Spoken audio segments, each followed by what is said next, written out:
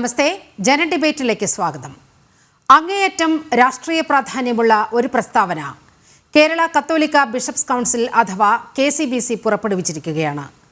മുനമ്പത്തെ ജനങ്ങളുടെ രക്ഷയ്ക്കായി വഖഫ് ഭേദഗതി ബിൽ പാർലമെന്റിൽ ചർച്ചയ്ക്ക് വരുമ്പോൾ ബില്ലിന് അനുകൂലമായി കേരളത്തിലെ MP-മാർ വോട്ട് ചെയ്യണമെന്നാണ് KCBCയുടെ അഭ്യർത്ഥന. ബില്ലിനെ എതിർക്കുമെന്ന മുൻ നിലപാടിൽ ഉറച്ചു നിൽക്കുകയാണ് കോൺഗ്രസ്. മുനമ്പം ജനതയ്ക്കൊപ്പം ഇന്ന് ഇടയ്ക്കിടെ പ്രഖ്യാപിക്കുന്ന കോൺഗ്രസ് ആർക്കൊപ്പമാണ് എന്നതാണ് ശ്രദ്ധേയം. കോൺഗ്രസ് നിലപാടിൽ ഇരട്ടത്താപ്പില്ലേ? ഒപ്പം ചില ശക്തികൾക്ക് അടിയറവ് പറയുകയാണോ കോൺഗ്രസ്? സഭാപിതാക്കന്മാരുടെ അഭ്യർത്ഥന ചെവിക്കൊള്ളാനാകില്ലെന്ന് നിലപാടെടുക്കുമ്പോൾ ഇനി കത്തോലിക്കരുടെ വോട്ട് വേണ്ട എന്നുകൂടി പ്രഖ്യാപിക്കുകയോ കോൺഗ്രസ്? ഇനി അറിയേണ്ടത് പാർലമെന്റിൽ വഖഫ് ഭേദഗതി ബിൽ വരുമ്പോൾ കേരളത്തിലെ 19 MP-മാർ എന്ത് നിലപാടെടുക്കുമെന്നതാണ്. ഈ ചർച്ചയിൽ അതിഥികളായി പങ്കെടുക്കുന്നത് BJP പ്രതിനിധി അഡ്വക്കേറ്റ് ഷോൺ ജോർജ്, കോൺഗ്രസ് പ്രതിനിധി അഡ്വക്കേറ്റ് നിജേഷ് അരവിന്ദ്, കാസ പ്രതിനിധി Kevin Peter, ex Muslim activist doctor Arif Hussain. ആദ്യം കെവിൻ പീറ്ററിലേക്കാണ്, കാസയുടെ പ്രതിനിധി കെവിൻ പീറ്ററിലേക്കാണ്. കെവിൻ പീറ്റർ, ഒരുപക്ഷെ മാധ്യമങ്ങൾ വലിയ ഹൈപ്പ് കൊടുക്കാതിരുന്ന ഒരു വാർത്ത, ഏതാണ്ട് ഈ വാർത്ത മുക്കി എന്ന് വേണം പറയാൻ. ഒട്ടെല്ലാ പത്രങ്ങളും, മിക്കവാറും എല്ലാ പത്രങ്ങളും ഇതൊരു സിംഗിൾ കോളം വാർത്തയിൽ ഒതുക്കുകയോ അല്ലെങ്കിൽ തമസ്കരിക്കുകയോ ചെയ്തിരിക്കുന്നു. ദീപിക പത്രം മാത്രമാണ് ഈ വാർത്ത പ്രാധാന്യത്തോടുകൂടി ഇന്ന് കൈകാര്യം ചെയ്തത്. അതിതാണ്: ജനപ്രതിനിധികൾ മുനമ്പത്തെ ജനങ്ങളുടെ ന്യായമായ അവകാശങ്ങൾക്കായി വോട്ട് ചെയ്യണം എന്ന് KCBC ആവശ്യപ്പെടുകയാണ്. KCBCയുടെ ഈ ആവശ്യം കർദിനാൾ ബസേലിയോസ് ക്ലിമിസ് കാതോലിക്ക ബാവ തന്നെയാണ്, അദ്ദേഹത്തിൻ്റെ പേരിൽ തന്നെയാണ് ഈ സ്റ്റേറ്റ്മെൻറ്റ് പുറത്തിറക്കിയിരിക്കുന്നത് എന്നത് വളരെ ശ്രദ്ധേയമാണ്. ഇത് കേരളത്തിലെ MP-മാരെ ഉദ്ദേശിച്ചുള്ളതാണ് ഈ അഭ്യർത്ഥന. ഈ അഭ്യർത്ഥനയെ കേരളത്തിലെ MP-മാർ എങ്ങനെ കാണുമെന്നാണ് ഇതുവരെയുള്ള അനുഭവം മുൻനിർത്തി അങ്ങേക്ക് പറയാൻ കഴിയുക? തീർച്ചയായിട്ടും ഇത് കോൺഗ്രസും ഇവിടുത്തെ മറ്റു കമ്മ്യൂണിസ്റ്റ് പാർട്ടികളും ലീഗുമെല്ലാം ആദ്യം തൊട്ട് പറഞ്ഞിരുന്നത് പോലെ വഖഫ് നിയമ ഭേദഗതിയും മുനമ്പം വിഷയവും രണ്ടും രണ്ടാണ് എന്നുള്ളത് ആണ്.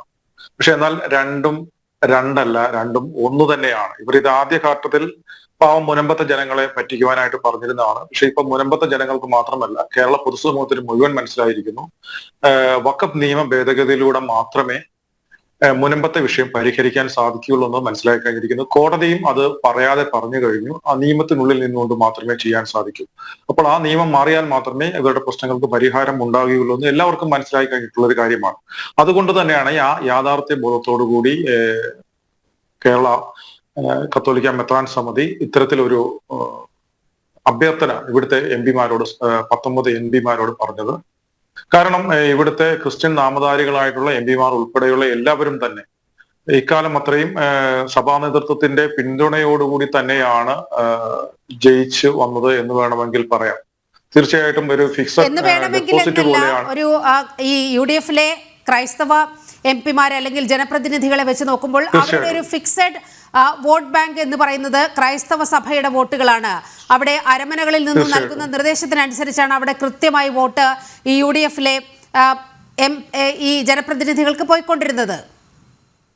തീർച്ചയായിട്ടും അത് വോട്ട് പോകുന്നത് മാത്രമല്ല, ചിലരൊക്കെ സീറ്റ് തരപ്പെടുത്തുന്നതും ഈ സഭാ നേതൃത്വത്തെ ഉപയോഗിച്ചിട്ട് തന്നെയായിരുന്നു. അതുകൊണ്ട് തന്നെ അവർക്ക് ഈ ഒരു അഭ്യർത്ഥന നടത്താനുള്ള ധാർമ്മികമായ അവകാശമുണ്ട്. സ്വന്തം ജനങ്ങളുടെ വിഷയം കാണാതിരിക്കാൻ KCBCക്ക് ആവില്ല. അതുകൊണ്ട് തന്നെ ആ നിലപാടെടുക്കേണ്ട കേരളത്തിലെ സവിശേഷ സാഹചര്യം, പ്രത്യേകിച്ച് മുനമ്പം എന്ന് പറയുന്ന 610 കുടുംബങ്ങളുടെ വിഷയം നിലനിൽക്കെ ഇത്തരത്തിലൊരു നിലപാട് സ്വീകരിക്കണമെന്ന അഭ്യർത്ഥനയാണ് കടത്തത്. പക്ഷേ കോൺഗ്രസിന് അറിയാം, ഇത് എന്തു വന്നാലും ഈ വഖഫ് നിയമ ഭേദഗതി പാസ്സാകും എന്നുള്ളത് കോൺഗ്രസിന് അറിയാം. തീർച്ചയായിട്ടും ഇവിടുത്തെ 19 MP-മാരല്ല, ഇവിടുത്തെ കേരളത്തിലെ എല്ലാവർക്കും ഉൾപ്പെടെ രാഹുൽ ഗാന്ധിക്ക് വരെ കൃത്യമായിട്ട് അറിയാവുന്ന കാര്യമാണ് നിയമ ഭേദഗതി എന്ത് വിഷയമുണ്ടെങ്കിലും പാസ്സാകും എന്നുള്ളത്. പക്ഷെ അത്തരത്തിലൊരു ബോധ്യം ഉണ്ടായിരുന്നിട്ട് പോലും നിശബ്ദത പാലിക്കുന്നതിന് പകരം, ഇത്തരത്തിൽ മെത്രാൻ സമിതിയുടെ ഒരു അഭ്യർത്ഥന വരുമ്പോൾ അതിലൊരു പ്രതികരണവും നടത്താതെ നിശബ്ദത പാലിക്കുന്നതിന് പകരം ഏതാനും മണിക്കൂറുകൾക്കുള്ളിൽ തന്നെ തങ്ങൾ അതേ നിലപാട് തന്നെ സ്വീകരിക്കുമെന്ന് വളരെ ധാർഷ്ട്യത്തോടു കൂടി പറയുകയാണ് ചെയ്തത്. വേണമെങ്കിൽ KCBC നിലപാട് മാറ്റിക്കോളൂ, പക്ഷെ ഞങ്ങൾ ഈ മുസ്ലിം പ്രീണന നിലപാട് ഞങ്ങൾ മാറ്റില്ല എന്ന് തന്നെയാണ് കോൺഗ്രസിന്റെ ഇത് പറഞ്ഞിരിക്കുന്നത്. അപ്പോ ഇത് തികച്ചും ഇത് ഒരു മെത്രാൻ സമിതിയുടെ ഇതിനെ പുല്ലുവില കൽപ്പിക്കാതെയാണ്, അവരെ അവഗണിച്ചുകൊണ്ടാണ് ഇത്തരത്തിലൊരു നിലപാട് കോൺഗ്രസ് എടുത്തിരിക്കുന്നത്. ഇപ്പൊ ഡീൻ കുര്യാക്കോസിന്റെ ഭാഗത്തു നിന്നൊക്കെ പ്രതികരണം വന്നു കഴിഞ്ഞു. KCBCയുടെ ഇത് മുഖവിലേക്ക് എടുക്കണം. അതിനോടൊപ്പം തന്നെ അദ്ദേഹം പറയുന്നു പാർട്ടിയുടെ തീരുമാനത്തിനൊപ്പം നിൽക്കുമെന്ന്, ഞങ്ങൾക്ക് ഒരു അഭിപ്രായമേ ഉള്ളൂ എന്ന്. അപ്പോ ഇത്തരത്തിൽ ഇത് നിലപാടിലേക്ക് ഇവർ പോയത് ആരെ പ്രീണിപ്പിക്കുവാൻ വേണ്ടിയിട്ടാണെന്ന് വളരെ വ്യക്തമായിട്ട് നമ്മൾക്കറിയാം. ഇപ്പോഴും അവരെ ആദ്യത്തെ ഒരു തട്ടിപ്പ് വാക്കിൽ കടിച്ചു തൂങ്ങിയാണ് നിൽക്കാൻ പോകുന്നത്, അല്ലെങ്കിൽ നിൽക്കുന്നത്. ഇത് രണ്ടും രണ്ടാണ്, അതുകൊണ്ട് ഞങ്ങൾ അതിനെ എതിർക്കുന്നതിൽ കുഴപ്പമില്ല, ഇത് വേറെയാണ്, വേറെ രീതിയിൽ പരിഹരിക്കും എന്നുള്ളതൊക്കെയാണ്. അത് തന്നെയാണ് ഏറ്റവും വലിയ ഇരട്ടത്താപ്പ്. ശ്രീ കെവിൻ പീറ്റർ, ഞാൻ അങ്ങയിലേക്ക് വരാം. ഡോക്ടർ ആരിഫ് ഹുസൈൻ, ഇത് തുടക്കം മുതൽ കോൺഗ്രസും ഇവിടുത്തെ ഇടതുപക്ഷവും എടുക്കുന്ന നിലപാടാണ്. ഈ വഖഫ് ഒന്നാണ്, മുനമ്പം മറ്റൊന്നാണ്, രണ്ടും രണ്ടാണെന്ന് പറഞ്ഞുകൊണ്ട് ഇത്രയും കാലം മുനമ്പം ജനതയെ പറ്റിക്കുന്ന ഒരു സമീപനമാണ് ഇടത് വലത് മുന്നണികൾ കൈക്കൊണ്ടത്. ഈ ഘട്ടത്തിൽ BJP വളരെ കൃത്യമായി KCBC എടുത്തിരിക്കുന്ന നിലപാടിനോട് ഒപ്പം നിൽക്കുകയും മറ്റ് രാഷ്ട്രീയ പാർട്ടികൾ എന്ത് നിലപാടെടുക്കുന്നു എന്നറിയാൻ നമുക്കൊക്കെ ഒരു അവകാശവുമുണ്ടല്ലോ. അപ്പോൾ കോൺഗ്രസിന്റെ നിലപാട് പുറത്തു വന്നിരിക്കുകയാണ്. മുൻ നിലപാടിൽ ഒരു മാറ്റവുമില്ല. അതായത് മുനമ്പത്തെ ജനങ്ങളെ കൈയൊഴിയുന്ന അതേ നിലപാട് തന്നെ കോൺഗ്രസ് പിന്തുടരും എന്നാണ് മനസ്സിലാക്കേണ്ടി വരുന്നത്. എങ്ങനെയാണ് കോൺഗ്രസിന്റെ ഈ നിലപാടിനെ സമകാലിക സാഹചര്യങ്ങൾ വിലയിരുത്തുമ്പോൾ നമുക്ക് നോക്കിക്കാണാൻ കഴിയുക? ഇവിടെ നമ്മൾ ഈ വിഷയം തുടങ്ങി അന്ന് മുതൽ പറഞ്ഞൊരു കാര്യമുണ്ട്, കോൺഗ്രസ് ഇതിനകത്ത് പ്രത്യേകിച്ചൊന്നും എടുക്കാൻ പോകുന്നില്ല എന്നുള്ളത്. അത് തന്നെയാണ് എനിക്കിവിടെ വീണ്ടും ആവർത്തിക്കാനുള്ളത്. കാരണം ഇവിടെ കോൺഗ്രസിന്റെ മുന്നിലുള്ള ഒരു വഴി എന്ന് പറയുന്നത് രണ്ട് വഴികളാണ്. ഒന്നുകിൽ ഈ ബില്ലിനെ അനുകൂലിക്കുക, അല്ലാന്നുണ്ടെങ്കിൽ ഇതിനെ പ്രൊട്ടസ്റ്റ് ചെയ്യുക. ഇത് ഞങ്ങളത് അനുവദിക്കില്ല എന്ന് പറഞ്ഞുകൊണ്ട് മുസ്ലിങ്ങളുടെ സംരക്ഷകരായിട്ട് ചമയുന്ന രീതിയിൽ, വഖഫിന്റെ സംരക്ഷകരായിട്ട് ചമയുന്ന രീതിയിൽ നിലകൊള്ളുക എന്നുള്ളത്. ഈ ഒരു രണ്ടാമത്തെ രീതിയാണ് ഇവർക്ക് സാധിക്കുള്ളൂ. കാരണം എന്താണ്, ഈ വഖഫ് നിയമം ഉണ്ടാക്കിയത് മുതൽ ഇന്നിപ്പോൾ കാണുന്ന അവസ്ഥയിലേക്ക് ഇതിനെ കൊണ്ടെത്തിച്ചത് വരെ എല്ലാത്തിൻ്റെയും പൂർണ്ണമായ പങ്ക് അത് കോൺഗ്രസിന് തന്നെയാണ്. ഇന്നിപ്പോൾ ഇതിനെ പ്രതികൂലമായിട്ട് ഇതിന് നിൽക്കുക, ഇത് അമെൻമെന്റിന് സപ്പോർട്ട് ചെയ്യുക എന്ന് പറഞ്ഞു കഴിഞ്ഞാൽ അത് കോൺഗ്രസ് ഇത്ര നാളും എടുത്തു വന്ന ആ നിലപാടിനെ തിരുത്തുന്നതിന് തുല്യമാണ്. അല്ലെങ്കിൽ അത് തെറ്റുപറ്റിപ്പോയി അന്ന് 2014 നടത്തിയ ആ ഒരു അമെൻമെന്റ് അത് വേണ്ടാത്തതായിരുന്നു എന്ന് പറയുന്നതിന് തുല്യമാണ്. കാരണം ഇവരാണ് അന്ന് ഈ സാധനമൊക്കെ വെച്ച് കൊടുത്ത് ഇത് ഫിറ്റ് ചെയ്ത് ഇതുപോലെ ഒരു ഭീകര സത്വമാക്കി ഇതിനെ മാറ്റിയത്. അപ്പം ഇനിയിപ്പം അമെൻമെന്റിലൂടെ ഇതെല്ലാം ഒഴിവാക്കാൻ വേണ്ടിയിട്ട് ശ്രമിക്കുമ്പോൾ സ്വാഭാവികമായിട്ടും ഇത് അവർക്ക് മുന്നേ ചെയ്തത് തിരുത്തുന്നതിന് തുല്യമാണ്. അപ്പോൾ സ്വാഭാവികമായിട്ടും അത് ഏതായാലും ചെയ്യാൻ പോകുന്നില്ല. അത് സാമാന്യ ബുദ്ധിയിൽ നമുക്ക് ആലോചിച്ചാൽ പിടികിട്ടുന്ന കാര്യമുള്ളൂ. ഇനി ഇത് ചെയ്യാതെ മാറി നിൽക്കുമ്പോൾ രണ്ട് ഗുണമുണ്ട്. നെയ്യപ്പം തിന്നാൽ രണ്ടുണ്ട് ഗുണം എന്ന് പറഞ്ഞ മാതിരി രണ്ടാമത്തെ ഗുണം എന്ന് പറയുന്നത് ഞങ്ങളിപ്പോഴും ചെയ്തതിൽ തെറ്റില്ല എന്ന് മാത്രം പറയുന്നു എന്നുള്ളത് മാത്രമല്ല, അതോടൊപ്പം ഈ നിയമത്തിന്റെ സംരക്ഷകർ അത് നമ്മൾ മാത്രമാണ്. ഞങ്ങൾക്ക് മാത്രമേ അത് ചെയ്യാൻ കഴിയുള്ളൂ. ബാക്കിയുള്ള എല്ലാവരും ഇതിനെ കൊന്നു കുഴിച്ചുകൂടാൻ വേണ്ടി നടക്കുന്ന ആളുകളാണ്, പ്രത്യേകിച്ച് BJP എന്ന ഒരു പ്രതീതി സൃഷ്ടിക്കാൻ ഇവിടെ BJPക്ക് ഇവിടെ കോൺഗ്രസിനാകുന്നു.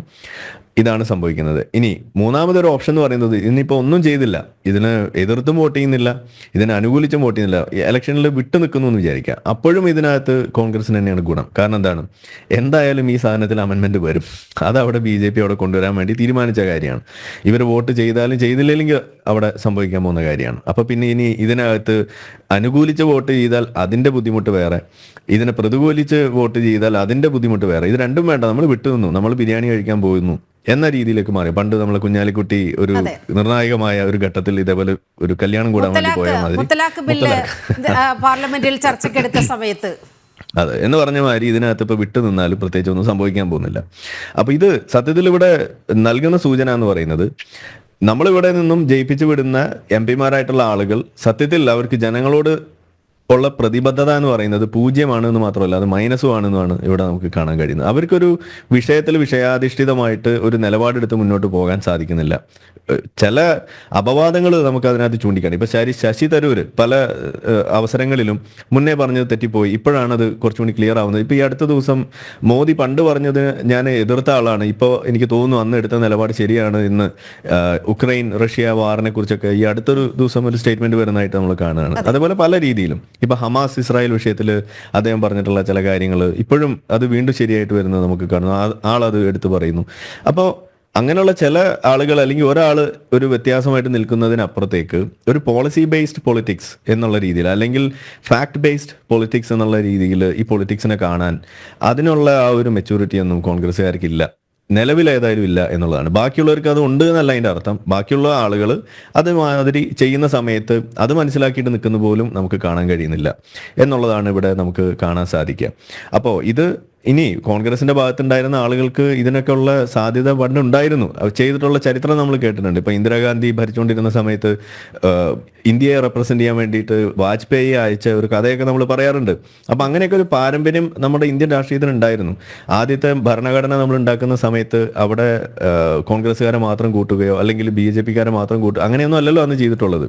അന്നുണ്ടായിരുന്ന രാഷ്ട്രീയക്കാരിൽ ഏറ്റവും മികച്ച ആളുകളാണെന്ന് തോന്നുന്ന ആളുകളെ എടുത്ത് ഒരുമിച്ച് കൂട്ടിക്കൊണ്ടാണല്ലോ ആദ്യത്തെ ഒരു സംഘടന, ആ ഒരു ഭരണ സംഘടന നമ്മൾ ഉണ്ടാക്കി വെക്കുന്നത് അല്ലെങ്കിൽ ആ ഭരണത്തിന് തുടക്കമിടുന്നത് എന്ന് പറഞ്ഞ രീതിയിലൊരു രീതി ഇവിടെ ഉണ്ടായിരുന്നു. നമുക്ക് അങ്ങനെ ഒരു എന്താ പറയുക പാരമ്പര്യം നമുക്കുണ്ടായിരുന്നു രാഷ്ട്രീയത്തിൽ. പക്ഷെ ഇന്ന് അത് നഷ്ടപ്പെട്ടിരിക്കുകയാണ്. ഇന്ന് വെറും രാഷ്ട്രീയ ഒരു തൊഴിലാളികൾ മാത്രമായിട്ട് മാറിയിരിക്കുന്നു, എല്ലാവരും അങ്ങനെ മാറിയിരിക്കുന്നു. അതിലിപ്പോൾ കോൺഗ്രസിന്റെ റോളാണ് നമ്മളിവിടെ കണ്ട് ചിരിക്കേണ്ടി വരുന്നത്. ഇത് തിരിച്ചായിരുന്നുണ്ടെങ്കിൽ മറ്റുള്ള ആളുകളും ചിരിക്കുന്ന അവസ്ഥ നമുക്ക് ഇവിടെ ഉണ്ടാകുന്നത് കാണാൻ പറ്റുമായിരുന്നു. എന്തായാലും ഇവിടെ ഇപ്പോൾ നമ്മൾ കാണുന്നത് ഇതാണ്. ഇതിനകത്ത് പ്രത്യേകിച്ച് പുതുമയുള്ള കാര്യമൊന്നുമില്ല എന്നാണ് ഞാൻ ഈ പറഞ്ഞു വന്നത്. കോൺഗ്രസിന്റെ നിലനിൽപ്പാണ് അവരുടെ ഫസ്റ്റ് പ്രയോറിറ്റി, അല്ലാതെ പോളിസികളൊന്നുമല്ല. ഈ ബില്ല് വരുമോ വരാതിരിക്കുകയോ അതിൽ അവരുടെ ഭാഗം വ്യക്തമാവുകയോ ആവാതിരിക്കുകയോ ഇതൊന്നും അവരുടെ വിഷയമായിട്ട് നമുക്ക് അനുഭവപ്പെടുന്നില്ല. അവരുടെ സംബന്ധിച്ച് അവരുടെ പ്രശ്നം അവരുടെ നിലനിൽപ്പ് മാത്രമാണ്. അതിനിപ്പോൾ തൽക്കാലം ഇതിൽ നിന്ന് വിട്ടു നിൽക്കുക എന്നുള്ളതാണ് ചിലപ്പോൾ അവർ ഒരു മിക്കവാറും ചെയ്യാൻ സാധ്യതയുള്ള കാര്യം എന്നാണ് എനിക്ക് തോന്നുന്നത്.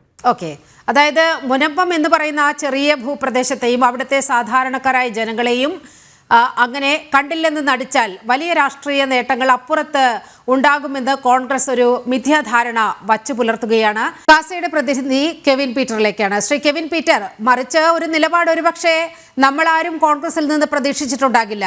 പക്ഷേ അവിടുത്തെ ജനങ്ങളെ സമർത്ഥമായി പറ്റിക്കാൻ കോൺഗ്രസിന് കഴിഞ്ഞിട്ടുണ്ട്. കോൺഗ്രസിന്റെ നേതാക്കൾ, പ്രതിപക്ഷ നേതാവ് അടക്കം, അവിടുത്തെ MP അടക്കം അവിടെ വന്നുകൊണ്ട് അടിക്കടി ഈ സമരപ്പന്തലിൽ വരികയും മുനമ്പൻ ജനതയോടൊപ്പമാണ് ഞങ്ങളെന്ന് പലവട്ടം പറയുകയും ചെയ്തു. മുസ്ലിം ലീഗിന്റെ പ്രതിനിധികൾ വരെ അവിടെ എത്തി.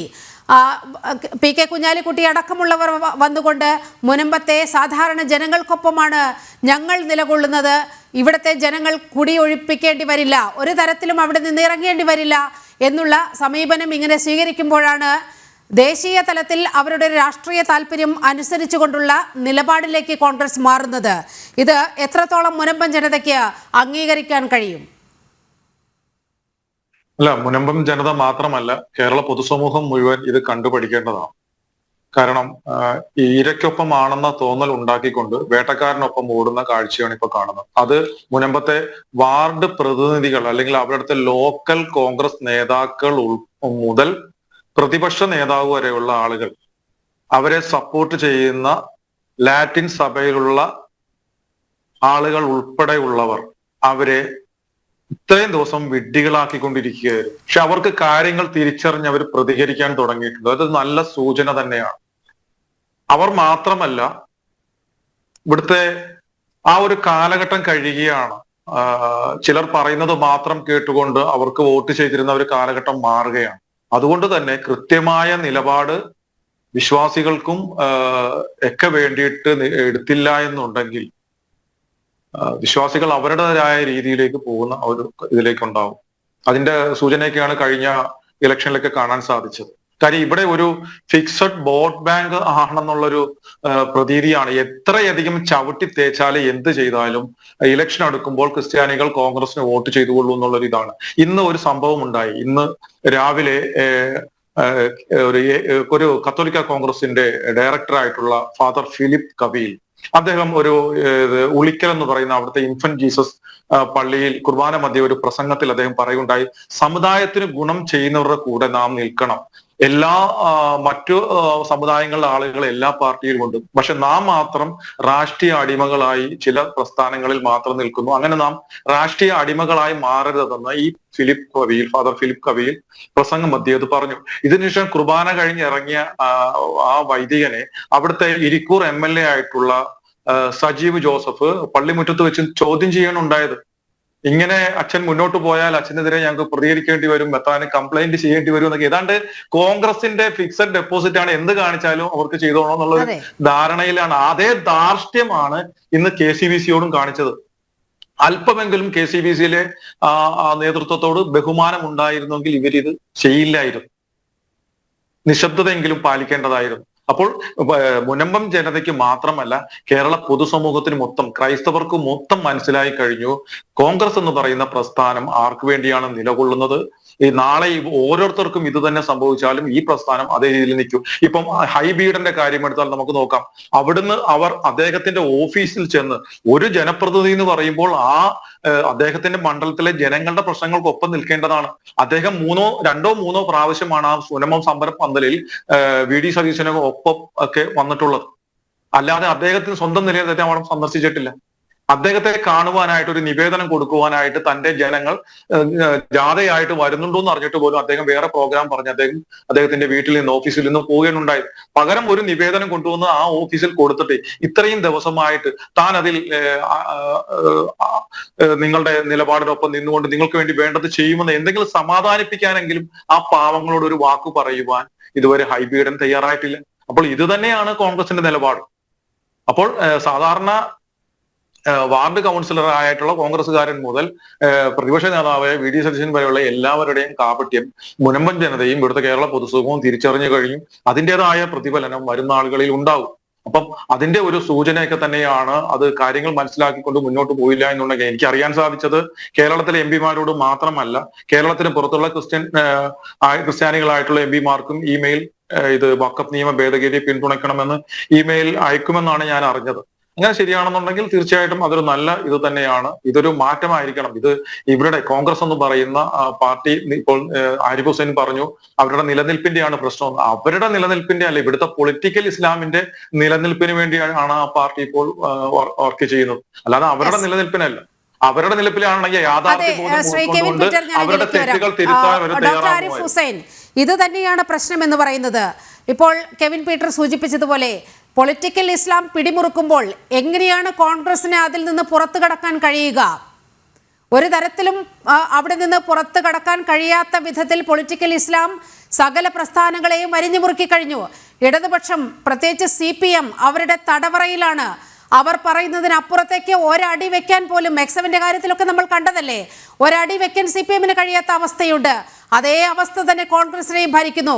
അപ്പോൾ മുനമ്പത്തെ നിസ്സഹായരായ 600 കുടുംബങ്ങളുടെ പ്രശ്നമല്ല, ഈ കേരളത്തിൽ അങ്ങോളം ഇങ്ങോളം കിട്ടാൻ പോകുന്ന ഒരു പ്രത്യേക വിഭാഗത്തിന്റെ വോട്ട് ബാങ്ക്, അത് ലക്ഷ്യം വെച്ചുകൊണ്ടാണ് കോൺഗ്രസിന്റെ നീക്കം എന്ന് തന്നെയല്ലേ നമ്മൾ ഈ ഘട്ടത്തിൽ പറഞ്ഞു വെക്കേണ്ടത്? വോട്ട് ബാങ്ക് നേടുക എന്ന് പറയുമ്പോൾ ഞാനതിനെ പറഞ്ഞല്ലോ, വോട്ട് ബാങ്ക് നഷ്ടപ്പെട്ടുകൊണ്ടിരിക്കുകയാണ് കോൺഗ്രസിനെ സംബന്ധിച്ചിടത്തോളം. ഈ ഒരു സമുദായത്തിന്റെ അത് പോകുന്നത് കൂടുതൽ എങ്ങോട്ടേക്കെന്നുള്ളത് നമുക്ക് കണ്ടെത്തേണ്ട ഒരു കാര്യമാണ്. അപ്പോൾ ഇവിടെ സംഭവിക്കുന്നത്, ഞാൻ പറയുന്നത് കോൺഗ്രസ് എന്ന് പറയുന്ന പാർട്ടിയുടെ നിലനിൽപ്പ്, അത് ഞാൻ വീണ്ടും ആവർത്തിക്കുകയാണ്, ആ നിലനിൽപ്പ് പ്രശ്നത്തിലാകുന്നത് എങ്ങനെ എന്നുള്ളത് പരിശോധിക്കുമ്പോഴാണ് ഇവിടെ ഈ സൂചിപ്പിച്ച കാര്യം വരുന്നത്. കാരണം ഞങ്ങൾ പറയുന്നത് പോലെ നിങ്ങൾക്ക് മുന്നോട്ട് പോയാൽ നിങ്ങൾക്ക് ഞങ്ങളുടെ വോട്ട് ഉണ്ടാകും, ഇല്ല എന്നുണ്ടെങ്കിൽ ഞങ്ങളുടെ വോട്ട് വേറെ രീതിക്ക് പോകും, ഞങ്ങൾ ചിലപ്പോൾ വേറെ സെപ്പറേറ്റ് ആയിട്ട് മത്സരിച്ചെന്ന് വരാം എന്നുള്ള രീതിയിലേക്ക് വരെ ഒരു ബാർഗെയിനിങ്, ആ ഒരു സംഗതി ഇവിടെ നടക്കാനുള്ള സാധ്യത ഇതാണ് ഇവിടെ കണ്ടുവരുന്നത്. അപ്പം അങ്ങനെ ഒരു നിലയിലേക്ക് പോകുമ്പോൾ സ്വാഭാവികമായിട്ടും അവിടെ ഏറ്റവും കൂടുതൽ പരിങ്ങലിലാവുന്ന ഒരു രാഷ്ട്രീയ സംഘടന എന്ന് പറയുന്നത്, ഒരു പാർട്ടി എന്ന് പറയുന്നത്, അത് കോൺഗ്രസ് തന്നെ ആയിരിക്കും. അതാണ് ഈ ഇന്ത്യ മൊത്തം നമ്മൾ എടുത്തു നോക്കിക്കഴിഞ്ഞാൽ കാണുന്ന ഒരു കാര്യമാണ്. പ്രത്യേകിച്ച് ഈ ഒരു രീതിയിൽ നടത്തിക്കൊണ്ടിരിക്കുന്ന ഒരു മുസ്ലിം പ്രീണനം എന്ന് പറയുന്നത് സത്യത്തിൽ കോൺഗ്രസിന്റെ നിലനിൽപ്പ് തന്നെ അപകടത്തിലാക്കിയ ഒരു വിഷയമാണെന്ന് ഇന്ന് കോൺഗ്രസ്സുകാർക്ക് ഒഴികെ ബാക്കിയുള്ള എല്ലാ ആളുകൾക്കും മനസ്സിലായ കാര്യമാണ്. അത് കുറേയെങ്കിലും വീണ്ടും അങ്ങനെ ബാധിച്ചിട്ടുള്ള ഒരു മറ്റൊരു പാർട്ടിയാണ് ഇവിടുത്തെ ഇടതുപക്ഷം. അവർക്ക് കുറേയെങ്കിലും ഒരു ബോധ്യമുണ്ട്. അതുകൊണ്ടാണ് ഒറ്റയും തെറ്റയും ഒക്കെ ആയിട്ടാണെങ്കിലും ചിലപ്പോൾ അവരുടെ പിന്നെ രീതി അങ്ങനെയാണ്. ഒരു നേതാവ് അതിനെ എതിർത്ത് അങ്ങ് പറയും, അതിനെ വല്ലാതെ അങ്ങ് കുഴിയിൽ ചാടിക്കും. ഇവിടെ കണ്ണൂരിൽ നിന്ന് ഒരുപാട് പേര് ISIS-ലേക്ക് പോയിട്ടുണ്ട്, ഇവിടെ ഭീകരവാദം വളരുന്നുണ്ട്, മെക്സവനെ തള്ളി പറയുന്നു, ഇങ്ങനെയൊക്കെ വന്ന് ഒരു നേതാവ് അങ്ങനെ പറയും. അപ്പോൾ ഉടനെ അത് വിവാദമാകും. ഉടനെ അപ്പോൾ വേറൊരു നേതാവ് വന്നിട്ട് ഞാൻ ഉദ്ദേശിച്ചത് അതല്ല, ഇന്നതാണെന്ന് പറഞ്ഞിട്ട് അതിനെ തിരിച്ച് പറയും. അപ്പോൾ എന്താ സംഭവിക്കുന്നത്? പറയാനുള്ളത് പറഞ്ഞു, എന്നാൽ അത് തിരുത്തി പറയുകയും ചെയ്തു. പക്ഷേ കോൺഗ്രസിന്റെ ഭാഗത്തു നിന്ന് അങ്ങനെയല്ല ഉണ്ടാവുന്നത്. അവിടെ ഒരു പൂർണ്ണമായ ഒരു മൗനം, എന്നുള്ള രീതിയിൽ, അല്ലെങ്കിൽ ഈ വിഷയത്തെക്കുറിച്ച് ഒരു തരത്തിലും ഒരു സ്റ്റേറ്റ്മെന്റ് പോലും പുറത്തു വരാതെ വളരെ കരുതലോടുകൂടി ഇരിക്കുന്ന ഒരു കൂട്ടമായിട്ടാണ് കോൺഗ്രസ് മാറുന്നത്. അത് സത്യത്തിൽ കോൺഗ്രസിന്റെ കുഴിയാണ് തോണ്ടുക. അതാണ് നമ്മൾ പറഞ്ഞത്. ഞാനൊക്കെ ഒരു കാലത്ത് ഏറ്റവും കൂടുതൽ പ്രതീക്ഷിച്ചിരുന്ന ഒരു സംഗതിയാണ് കോൺഗ്രസ് ഇവിടെ ബലപ്പെട്ട് വരണം, അത് ഒരു വലിയൊരു മാറ്റം ഉണ്ടാക്കാൻ സാധ്യതയുള്ള പാർട്ടിയാണെന്നൊക്കെ ചിന്തിക്കുകയും അതിൽ ഭാഗമാകണം എന്നൊക്കെ ചിന്തിച്ച് നടന്നിരുന്ന ഒരാൾ കൂടിയാണ്. പക്ഷെ ഇന്ന് ഞാൻ നോക്കുമ്പോൾ ഒരു ഭാവിയും കാണാത്തൊരു പാർട്ടിയായിട്ട് മാറുന്ന കാഴ്ചയാണ് കോൺഗ്രസിനെ സംബന്ധിച്ചിടത്തോളം. എനിക്ക് എൻ്റെ മുന്നിലുള്ള ചിത്രം അതാണ്. അല്ലെങ്കിൽ ഇവിടെ നിന്ന് വളർന്നു വന്നുകൊണ്ടിരിക്കുന്ന ഒരു പുതിയ ജനറേഷനെ സംബന്ധിച്ചിടത്തോളം ഒരു തരത്തിലും ഒരു ഹോപ്പില്ലാത്ത ഒരു പാർട്ടിയായിട്ട് മാറുന്നു. അതിലേക്കൊക്കെ എണ്ണ പകരുന്ന ചില നീക്കങ്ങളായിട്ട് അല്ലെങ്കിൽ അത്തരത്തിലുള്ള ഒരു നിലപാടായിട്ടാണ് ഈ വിഷയത്തിൽ പോലും കോൺഗ്രസ് എടുക്കുന്ന നിലപാടുകളെ നമുക്ക് ചേർത്ത് വെക്കാൻ കഴിയും. ഇപ്പോൾ കോൺഗ്രസിന്റെ ഒരു യുവ നിരയെ പ്രതിനിധീകരിക്കുന്ന നിജേഷ് അരവിന്ദാണ് നമ്മോടൊപ്പം ഈ ചർച്ചയിൽ അതിഥിയായി എത്തിയിട്ടുള്ളത്. അഡ്വക്കേറ്റ് നിജേഷ് അരവിന്ദ്, ഈ ജനപ്രതിനിധികൾ മുനമ്പത്തെ ജനങ്ങളുടെ ന്യായമായ അവകാശങ്ങൾക്കായി വോട്ട് ചെയ്യണമെന്നാണ് KCBC ആവശ്യപ്പെട്ടിരിക്കുന്നത്. അതിന് കോൺഗ്രസ് എടുത്തിരിക്കുന്ന ഒരു നിലപാട് എന്ന് പറയുന്നത് വഖഫ് വിഷയത്തിൽ ഞങ്ങൾക്ക് കൃത്യമായ ഒരു നിലപാടുണ്ട്, ആ നിലപാടിൽ നിന്ന് പുറകോട്ട് പോകുന്ന ഒരു സമീപനം ഉണ്ടാകില്ല എന്ന് കോൺഗ്രസ് തീർത്ത് പറയുകയാണ്. എങ്ങനെയാണ് KCBCയുടെ ഈ അഭ്യർത്ഥനയെ കോൺഗ്രസ് നിരാകരിക്കുന്നത്? അല്ല, ഇന്ത്യൻ നാഷണൽ കോൺഗ്രസിന് ഏത് വിഷയത്തിലും വളരെ വ്യക്തമായ നിലപാടുകളുണ്ട്.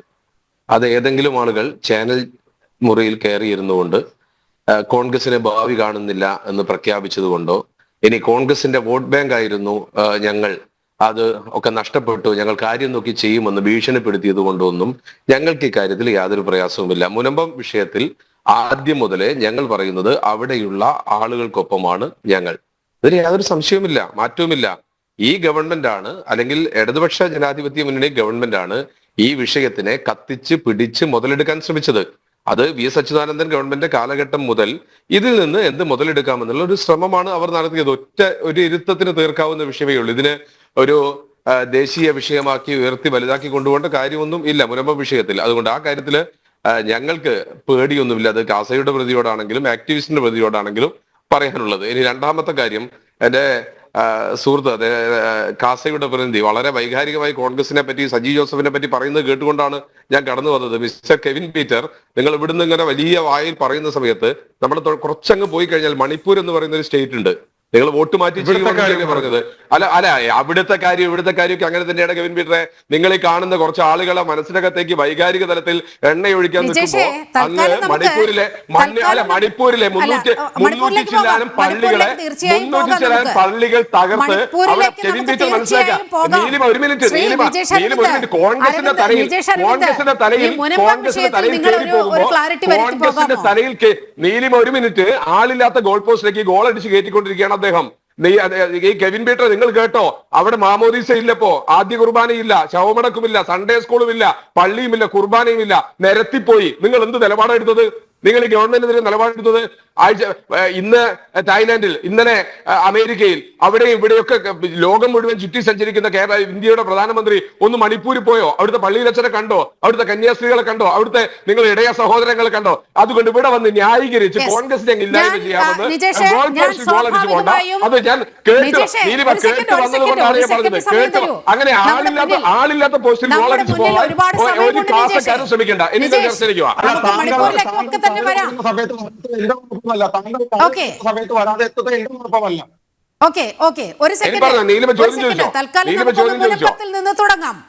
മുനമ്പത്തിൽ നിന്ന് തുടങ്ങി വെക്കാം നമ്മുടെ ഒരു വിഷയം എന്ന് പറയുന്നത്.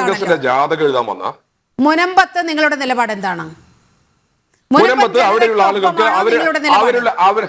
അവിടെയുള്ള ആളുകൾക്ക് ആ ഭൂമി വിട്ടുകൊടുക്കണം, അവർക്ക് കരമടയ്ക്കാൻ അവർക്ക് പൂർണ്ണ അധികാരം കിട്ടണം. എങ്ങനെയാണ് അത് കിട്ടുക? അവർക്ക് ആ ഭൂമിയിന്മേൽ റവന്യൂ അധികാരം പുനഃസ്ഥാപിക്കാൻ നമ്മുടെ മുന്നിൽ ഇപ്പോഴുള്ള വഴി എന്താണ്? ഇപ്പോഴുള്ള വഴി ഗവൺമെന്റ് ചർച്ച ചെയ്യുക, തീരുമാനിക്കുക. ഫറൂഖ് കോളേജ് ക്ലെയിം ചെയ്യാത്തൊരു സ്ഥലത്ത് ഫറൂഖ് കോളേജിന്റെ ഭൂമിയാണ്, ഫറൂഖ് കോളേജ് കൈമാറ്റം ചെയ്ത ഭൂമിയാണ്. ഫറൂഖ് കോളേജ് 87 വീണ്ടും വില വാങ്ങിക്കൊടുത്ത് രജിസ്റ്റർ ചെയ്തെടുത്ത ഭൂമിയാണ്. അത് ഗവൺമെന്റ് തീരുമാനം എടുത്ത് കൈമാറുക. എന്തായാലും സംശയമുള്ളത് അതിനിടയ്ക്ക് കേരള ഹൈക്കോടതി തന്നെ വളരെ കൃത്യമായി ഈ ജുഡീഷ്യൽ കമ്മീഷൻ വിഷയത്തിലൊക്കെ വന്നപ്പോൾ വളരെ കൃത്യമായി ഹൈക്കോടതി പറഞ്ഞിട്ടുണ്ട്, ഇത് നിയമത്തിനകത്ത് നിന്ന് തൽക്കാലം പരിഹരിക്കാൻ കഴിയുന്ന ഒരു പ്രശ്നമല്ല. അത് വഖഫ് ട്രൈബ്യൂണലിൽ മാത്രമേ പരിഹരിക്കാൻ കഴിയൂ എന്ന് ഹൈക്കോടതി വളരെ വ്യക്തമാക്കുമ്പോൾ എങ്ങനെയാണ് നിജേഷ് ഇവിടെ സർക്കാരിന് അത്തരത്തിലൊരു തീരുമാനമെടുത്ത് ഇങ്ങനെ റവന്യൂ അധികാരം കൊടുക്കാമെന്ന് പറയുന്നത്? അങ്ങനെ പറഞ്ഞാൽ തന്നെ നിങ്ങളുടെ ഘടകകക്ഷിയായ മുസ്ലിം ലീഗ് അതിന് വഴങ്ങുമോ? മുസ്ലിം ലീഗ് വഴങ്ങുമോ? ഇന്ത്യൻ യൂണിയൻ മുസ്ലിം ലീഗിന്റെ നേതാക്കന്മാർ ആ സമരപന്തലിൽ വന്ന് മുനമ്പത്തിന്റെ വിഷയം വളരെ കൃത്യമായി പറഞ്ഞിട്ടുണ്ട്. ഇന്നും ആ നിലപാടിൽ മാറ്റമില്ല. അതിനുശേഷം ഇടപെടൽ ഉണ്ടായിട്ടില്ല. പകരം അവിടുത്തെ ഭൂമി വഖഫിന്റേതാണ്, അത് വഖഫിന്റെ ഭൂമി വഖഫിന് തന്നെ ലഭിക്കണം എന്നുള്ള കൃത്യമായ നിലപാടാണ് മുസ്ലിം ലീഗ് അതിന് ഉപോത്ബലകമായി സമസ്ത മുന്നോട്ട് വെക്കുന്നത്. ഇതിനപ്പുറത്ത് നിന്നുകൊണ്ടൊരു നിലപാടെടുക്കാൻ തൽക്കാലം കോൺഗ്രസിന് കഴിയില്ലല്ലോ നിജേഷ് അരവിന്ദ്. ഇന്ത്യൻ യൂണിയൻ മുസ്ലിം ലീഗ് ആ ഭൂമി വഖഫിന് തിരിച്ചു കൊടുക്കണമെന്ന നിലപാടല്ല എടുത്തിട്ടുള്ളത്. ആ ഭൂമി അവിടുത്തുകാർക്ക് കൊടുക്കണമെന്ന നിലപാടാണ് പരസ്യമായി എടുത്തിട്ടുള്ളത്. അതിൽ നിന്ന് മുസ്ലിം ലീഗ് ഇതുവരെ പുറകോട്ട് പോയിട്ടില്ല. ഇന്ത്യൻ നാഷണൽ കോൺഗ്രസിന്റെ നിലപാട് സമരപന്തലിൽ വെച്ചും അതിന് പുറത്തു വെച്ചും ഒക്കെ പറഞ്ഞിട്ടുണ്ട്. ഞങ്ങളുടെ നിലപാടിൽ യാതൊരു മാറ്റവുമില്ല. ആ ഭൂമി അവിടുത്തുകാർക്കുള്ളതാണ്, ആ ഭൂമി വാങ്ങിയ ആളുകൾക്കുള്ളതാണ്. ആ നിലപാടിൽ ഒരു മാറ്റവുമില്ല. ഇത് നിസാർ കമ്മിറ്റി റിപ്പോർട്ട് ഉണ്ടാക്കിക്കൊണ്ട് ഇതിനെ ഒരു ടെൻഷനിലേക്ക് മാറ്റി, അല്ലെങ്കിൽ അതിൽ എന്തെങ്കിലും മുതലെടുക്കാമെന്ന് ആ VS-ന്റെ കാലഘട്ടം മുതൽ ആരംഭിച്ചതുകൊണ്ടുണ്ടായ പ്രശ്നം മാത്രമാണ്. അല്ലാത്ത ഒരു വിഷയവും ആ മുനമ്പം വിഷയത്തിലില്ല. പിന്നെ ആർക്കെങ്കിലും മുതലെടുക്കണമെങ്കിൽ എടുത്തോട്ടെ. കോൺഗ്രസ് നിലപാട് യാതൊരു മാറ്റമില്ല. അപ്പോ 2014 വന്ന അമെന്റ്മെന്റ്, അതായത് UPA ഗവൺമെന്റ് പോകുന്നതിന് മുൻപ് ഈ വഖഫ് ബില്ലിൽ കൊണ്ടുവന്ന ഭേദഗതികളെ കുറിച്ച് താങ്കൾക്കറിയാമോ? ആ ഭേദഗതികളിലെ ഇത്തരത്തിലുള്ളൊരു കടും വെട്ടിന് ഈ വഖഫ് ബോർഡിനെയൊക്കെ പ്രേരിപ്പിക്കുന്ന ഒരവസ്ഥ സംജാതമാക്കിയത് ഇവിടെ തീർച്ചയായും VS സർക്കാരായാലും ഇടതുപക്ഷമായാലും നിസാർ കമ്മീഷന്റെ റിപ്പോർട്ടിന്റെയൊക്കെ അടിസ്ഥാനത്തിൽ രാഷ്ട്രീയ മുതലെടുപ്പിന് ശ്രമമുണ്ടായിരിക്കാം. പക്ഷേ ഇന്ത്യ ഭരിച്ച ഒരു പാർട്ടി എന്ന നിലയിൽ 2014 എടുത്ത ഏറ്റവും സുപ്രധാനമായ അമെന്റ്മെന്റ് അതല്ലേ ഇങ്ങനെ നിർബാധം അന്യമതസ്ഥരുടെ വസ്തുക്കൾ അല്ലെങ്കിൽ വഖഫ് പറയുന്ന ഇന്ന ഭൂമി വഖഫിലേക്ക് വന്നു ചേരുന്ന ആ ഒരു വല്ലാത്ത കാടൻ നിയമം കൊണ്ടുവന്ന് ഈ രാജ്യത്തെ അസ്ഥിരപ്പെടുത്താൻ ശ്രമിച്ച കക്ഷികളല്ലേ കോൺഗ്രസ് എന്ന് പറയുന്നത്? ആ പാപഭാരത്തിൽ നിന്ന് തൽക്കാലം നിങ്ങൾക്ക് തലയൂരാൻ കഴിയുമോ? 2013 അമെന്റ്മെന്റിൽ ആ ഏതെങ്കിലും ഭൂമിയിൽ പോയി ക്ലെയിം ചെയ്യാനുള്ളതൊന്നും ഇല്ല. ഏതെങ്കിലും ഭൂമിയിൽ തർക്കമുണ്ട് എങ്കിൽ വഖഫ് ചെയ്ത ഭൂമിയിൽ തർക്കമുണ്ട് എങ്കിൽ അവർക്ക് അവകാശം പറയാമെന്ന് പറഞ്ഞിട്ടുള്ളൂ 2013. എന്തേ അതിനുശേഷം വന്ന ഒരു സ്ഥലത്തും ഒരാളും അത് ചാലഞ്ച് ചെയ്യാതിരുന്നത്? 2013 ഡോക്ടർ മൻമോഹൻ സിംഗ് വന്നതിന് ശേഷം ഇവിടെ എത്ര കാലം ഭരിച്ചു? അങ്ങനെയാണ് നിങ്ങൾക്ക് പറഞ്ഞുകൂടായിരുന്നോ? ഇപ്പോഴാണല്ലോ നിങ്ങൾ അധികാരം ഈ കാര്യങ്ങളൊക്കെ ചോദിച്ചു വരുന്നത്. ഏതെങ്കിലും ഒരു ഘട്ടത്തിനകത്ത് 2013 മൻമോഹൻ സിംഗിന്റെ അമെന്റ്മെന്റിന് ശേഷം ഇന്ത്യ രാജ്യത്തുള്ള ഏതെങ്കിലും ഒരു സ്ഥലത്ത് ഒരു മാറ്റം വന്നോ? ഞാൻ ചോദിക്കുന്നത്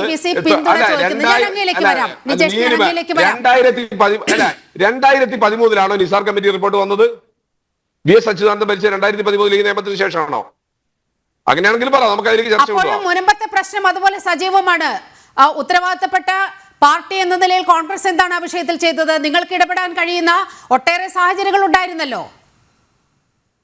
ഈ അടുത്ത കാലത്താണ് നീലിമ ഈ കരമടയ്ക്കാൻ ചെന്ന കാലത്ത് പറയുന്നത് ഇങ്ങനെയൊരു വിധിയുണ്ട് എന്നുള്ളത്. ഈ അടുത്ത കാലത്ത് അതിനുശേഷമാണ് അവിടെ സമരം ചെയ്തത്, ശക്തിപ്പെട്ടത്. അല്ലാതെ കഴിഞ്ഞ 13 കൊല്ലമായിട്ട് മുനമ്പത്ത് സമരമൊന്നുമില്ല. ഇത് ഏകദേശം പരിഹരിച്ചു കൊണ്ടിരിക്കുന്ന ഘട്ടത്തിലാണ് ചില ആളുകൾ ഇത് കുത്തിത്തിരിപ്പായിട്ട് ഇറങ്ങിയത്. ആ കുത്തിത്തിരിപ്പുള്ള ആളുകൾക്ക് എന്തെങ്കിലും മുതലെടുപ്പുണ്ടാവും. താങ്കൾ ഉന്നം വെക്കുന്നത് ആരെയാണെന്ന് വളരെ കൃത്യമായി അറിയാം. ഞാൻ അങ്ങയിലേക്ക് എത്താം. അഡ്വക്കേറ്റ് ഷോൺ ജോർജ്, ഇപ്പോൾ നിജേഷ് അരവിന്ദ് പറഞ്ഞു വെക്കുന്നത് അവിടെ കുത്തിത്തിരിപ്പാണ് മുനമ്പത്ത് നടക്കുന്നത് എന്നാണ്.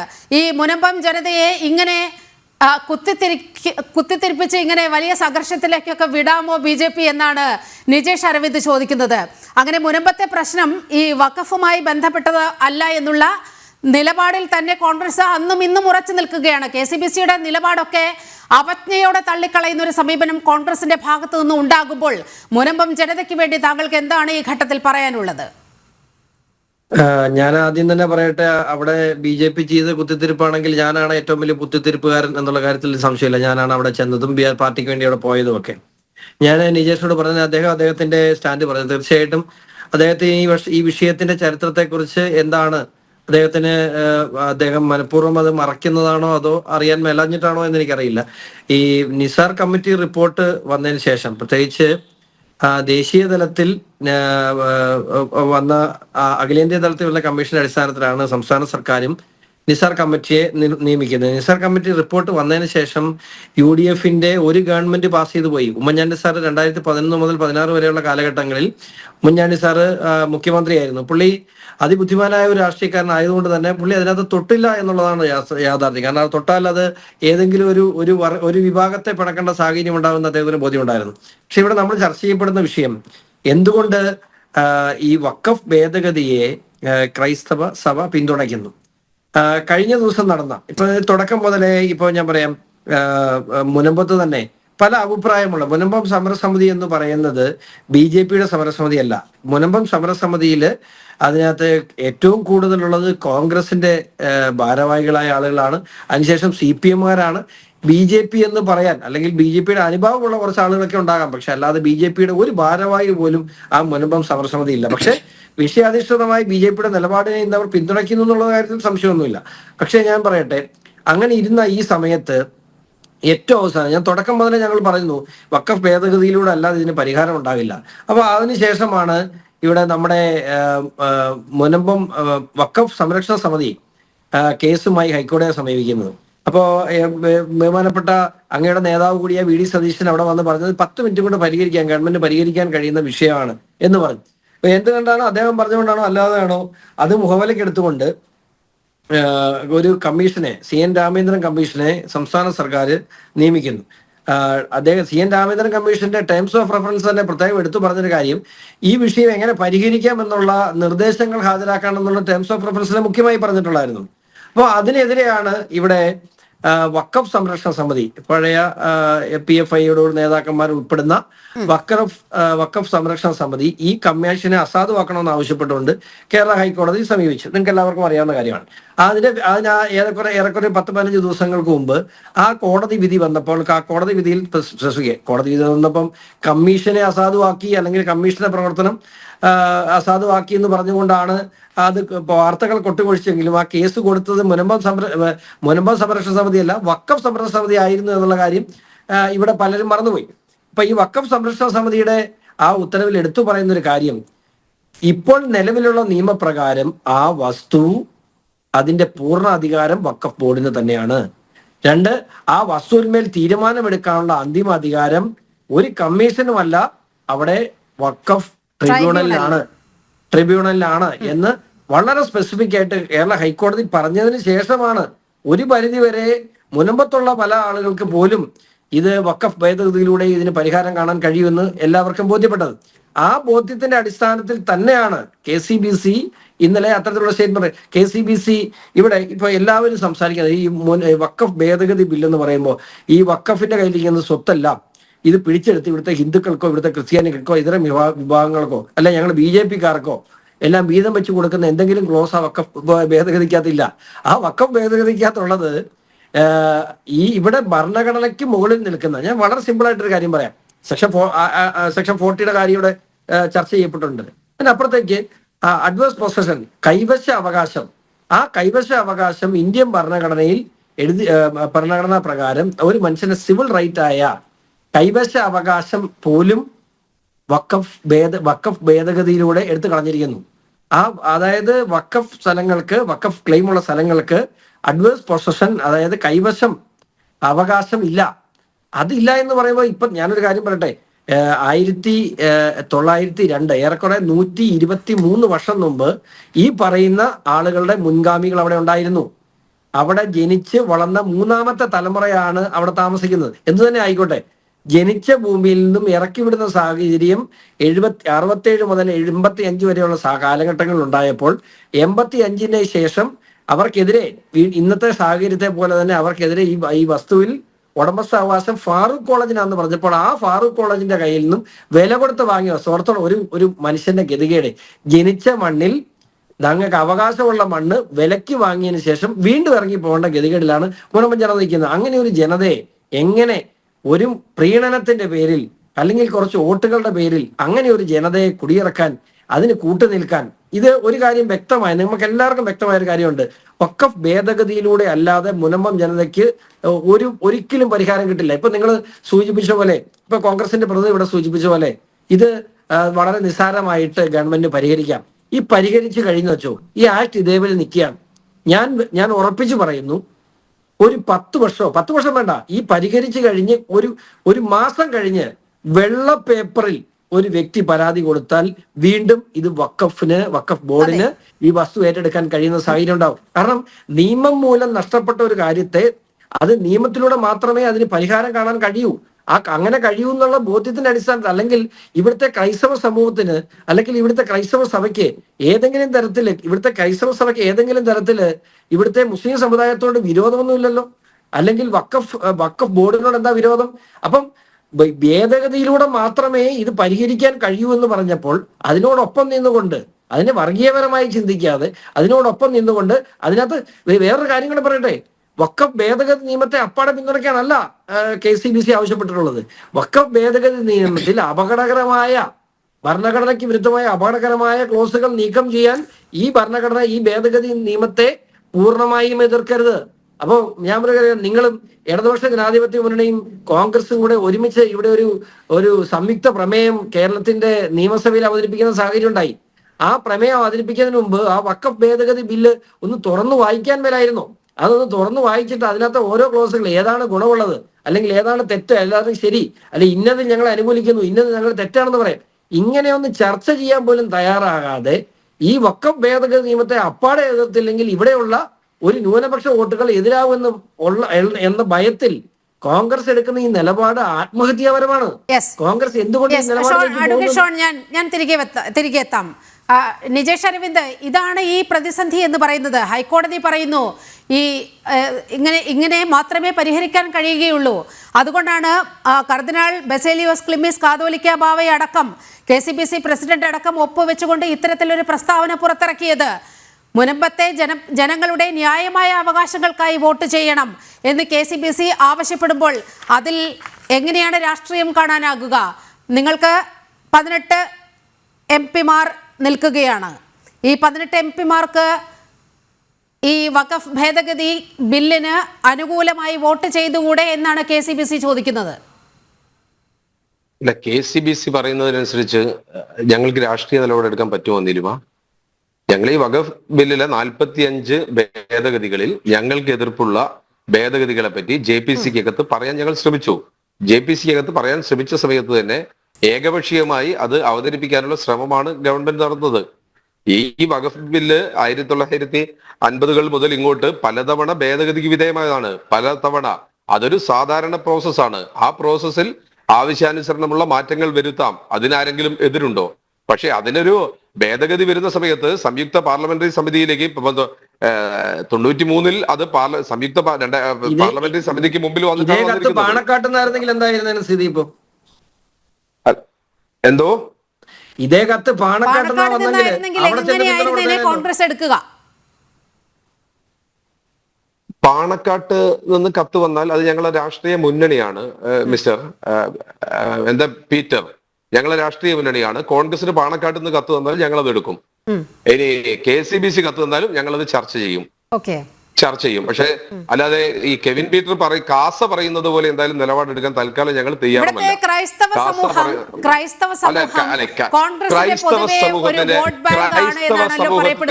അട്ടിപ്പേർ അവകാശമൊന്നും കാസ ഏറ്റെടുക്കണ്ട, ഷോൺ ജോർജും ഏറ്റെടുക്കണ്ട. ഞാൻ അതുകൊണ്ടാണ് ഞാൻ നേരത്തെ സൂചിപ്പിച്ചത്, ക്രൈസ്തവ സമൂഹത്തിന്റെ അടിസ്ഥാന പ്രശ്നങ്ങൾ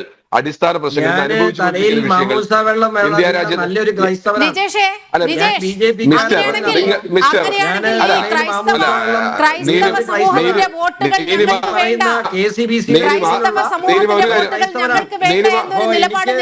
സഭയുടെ കാര്യത്തെ കുറിച്ച് പറയാൻ അവകാശമില്ലേ? എന്നെ പറയാൻ അനുവദിക്കുക.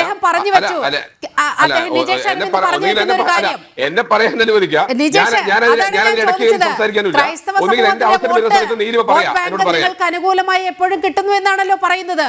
അങ്ങനെ KCBC പറയുന്നത് കേട്ട് ഒരു രാഷ്ട്രീയ നിലപാടെടുക്കാൻ ഞങ്ങൾക്ക് കഴിയില്ല എന്ന് കോൺഗ്രസ് അങ്ങനെ തറപ്പിച്ച് പറയുമ്പോൾ, അങ്ങനെ ക്രൈസ്തവ സമൂഹത്തിന്റെ അങ്ങനെയാണെങ്കിൽ ഈ സഭയുടെയൊക്കെ വോട്ടുകൾ വേണ്ട എന്നുകൂടി നിങ്ങൾക്ക് തീരുമാനിക്കാൻ കഴിയുമോ?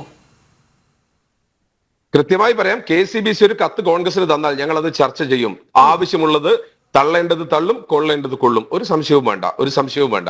എന്നാൽ കോൺഗ്രസിനെതിരെ നിരന്തര നിലപാടെടുക്കുന്ന കാസെ പോലെയുള്ള സംഘടനയെ ഞങ്ങൾ കൊള്ളാൻ തയ്യാറുമല്ല. സിമ്പിൾ ആണ് കാര്യങ്ങൾ. ഇപ്പൊ ഏതെങ്കിലും മത മേലധ്യക്ഷന്മാർ ഇന്ത്യൻ നാഷണൽ കോൺഗ്രസിന്റെ ഏതെങ്കിലും നയവുമായി ബന്ധപ്പെട്ട് ചർച്ചയ്ക്ക് വന്നാൽ ഞങ്ങൾക്ക് എന്താ പ്രശ്നം? ഞങ്ങൾ അങ്ങോട്ട് പോയി ചർച്ച ചെയ്യുന്ന ആളുകളാണല്ലോ. അതിലൊന്നും യാതൊരു പ്രശ്നവുമില്ല. ഞങ്ങൾ അവിടെ പോയി ചർച്ച ചെയ്യും. അടിസ്ഥാന പ്രശ്നത്തെ പറ്റിയും പറഞ്ഞല്ലോ. ജീവിക്കാനുള്ള അവകാശമാണ് ഏറ്റവും വലിയ പ്രശ്നം. ആ ജീവിക്കാനുള്ള അവകാശത്തിന് വേണ്ടി ഇന്ത്യ രാജ്യത്ത് പോരടിക്കുന്ന രാഷ്ട്രീയ പ്രസ്ഥാനമാണ് ഇന്ത്യൻ നാഷണൽ കോൺഗ്രസ്. ജീവിക്കാനുള്ള അധികാരത്തിന്, ഒരു മനുഷ്യന്റെ പ്രാർത്ഥനയ്ക്കുള്ള അവകാശത്തിന്, 1 ലക്ഷത്തിലധികം ആളുകൾ ഇന്നും ദുരിതാശ്വാസ ക്യാമ്പിൽ താമസിക്കുന്ന ക്രൈസ്തവ ജനതയുള്ള ഇന്ത്യക്കകത്താണ് നമ്മൾ നിൽക്കുന്നത്. ആ ക്രൈസ്തവ ജനതയ്ക്കടുത്തേക്ക് ആദ്യമായി ഓടിയെത്തിയത് നേരത്തെ നാളെ കോൺഗ്രസിന് ഭാവിയില്ല എന്ന് പറഞ്ഞപ്പോൾ ആ പാർട്ടിയുടെ രാഷ്ട്രീയ നേതാവായ രാഹുൽ ഗാന്ധിയാണ്. അതേ മണിപ്പൂരിലെ 2 സീറ്റിലും ജയിച്ചത് ഇന്ത്യൻ നാഷണൽ കോൺഗ്രസ് ആണ്. മണിപ്പൂരിന്റെ പ്രശ്നം ലോകസഭയ്ക്കകത്ത് പറഞ്ഞത് ഇന്ത്യൻ നാഷണൽ കോൺഗ്രസ് ആണ്. 2 MP-മാർ ഇന്ന് മണിപ്പൂരിൽ നിന്ന് വരുന്നുണ്ട് എങ്കിൽ അത് ഇന്ത്യൻ നാഷണൽ കോൺഗ്രസിന്റെ പ്രതിനിധികളാണ്. വേദന അനുഭവിക്കുന്നവൻ, ദുരിതാശ്വാസ ക്യാമ്പിൽപ്പെട്ടവൻ, വീട് വിട്ടുപോയവൻ, ബലാത്സംഗം ചെയ്യപ്പെട്ടവൻ, നഷ്ടപ്പെട്ടവൻ, അവന്റെ വികാരം ഇന്ത്യൻ നാഷണൽ കോൺഗ്രസിന് ഒപ്പമാണ്. അവിടെ മുതലെടുക്കേണ്ട രാഷ്ട്രീയമല്ല, അവിടെ പൊളിറ്റിക്കൽ ഇസ്ലാമല്ല. അത് മുനമ്പത്തേക്ക് വന്നാൽ മുനമ്പത്തേക്ക് വന്നാൽ ഞങ്ങൾ അവിടെയുള്ള മുഴുവൻ ആളുകളോടും ഒപ്പം തന്നെയാണ്. അവരുടെ പ്രശ്നം പരിഹരിക്കാൻ ഇന്ത്യൻ നാഷണൽ കോൺഗ്രസ് മുന്നിൽ തന്നെ ഉണ്ടാവും. അവരെ വഴിയാധാരമാക്കുകയോ അവരെ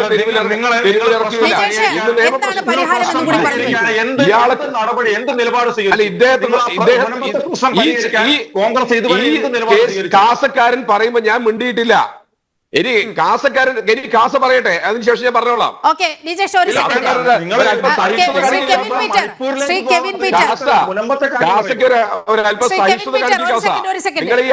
കാസയ്ക്ക് ഇപ്പൊ കുറച്ചു കാലമായിട്ടുള്ളത് ഈ അസഹിഷ്ണുതയാണ് നിങ്ങളുടെ പ്രശ്നവും.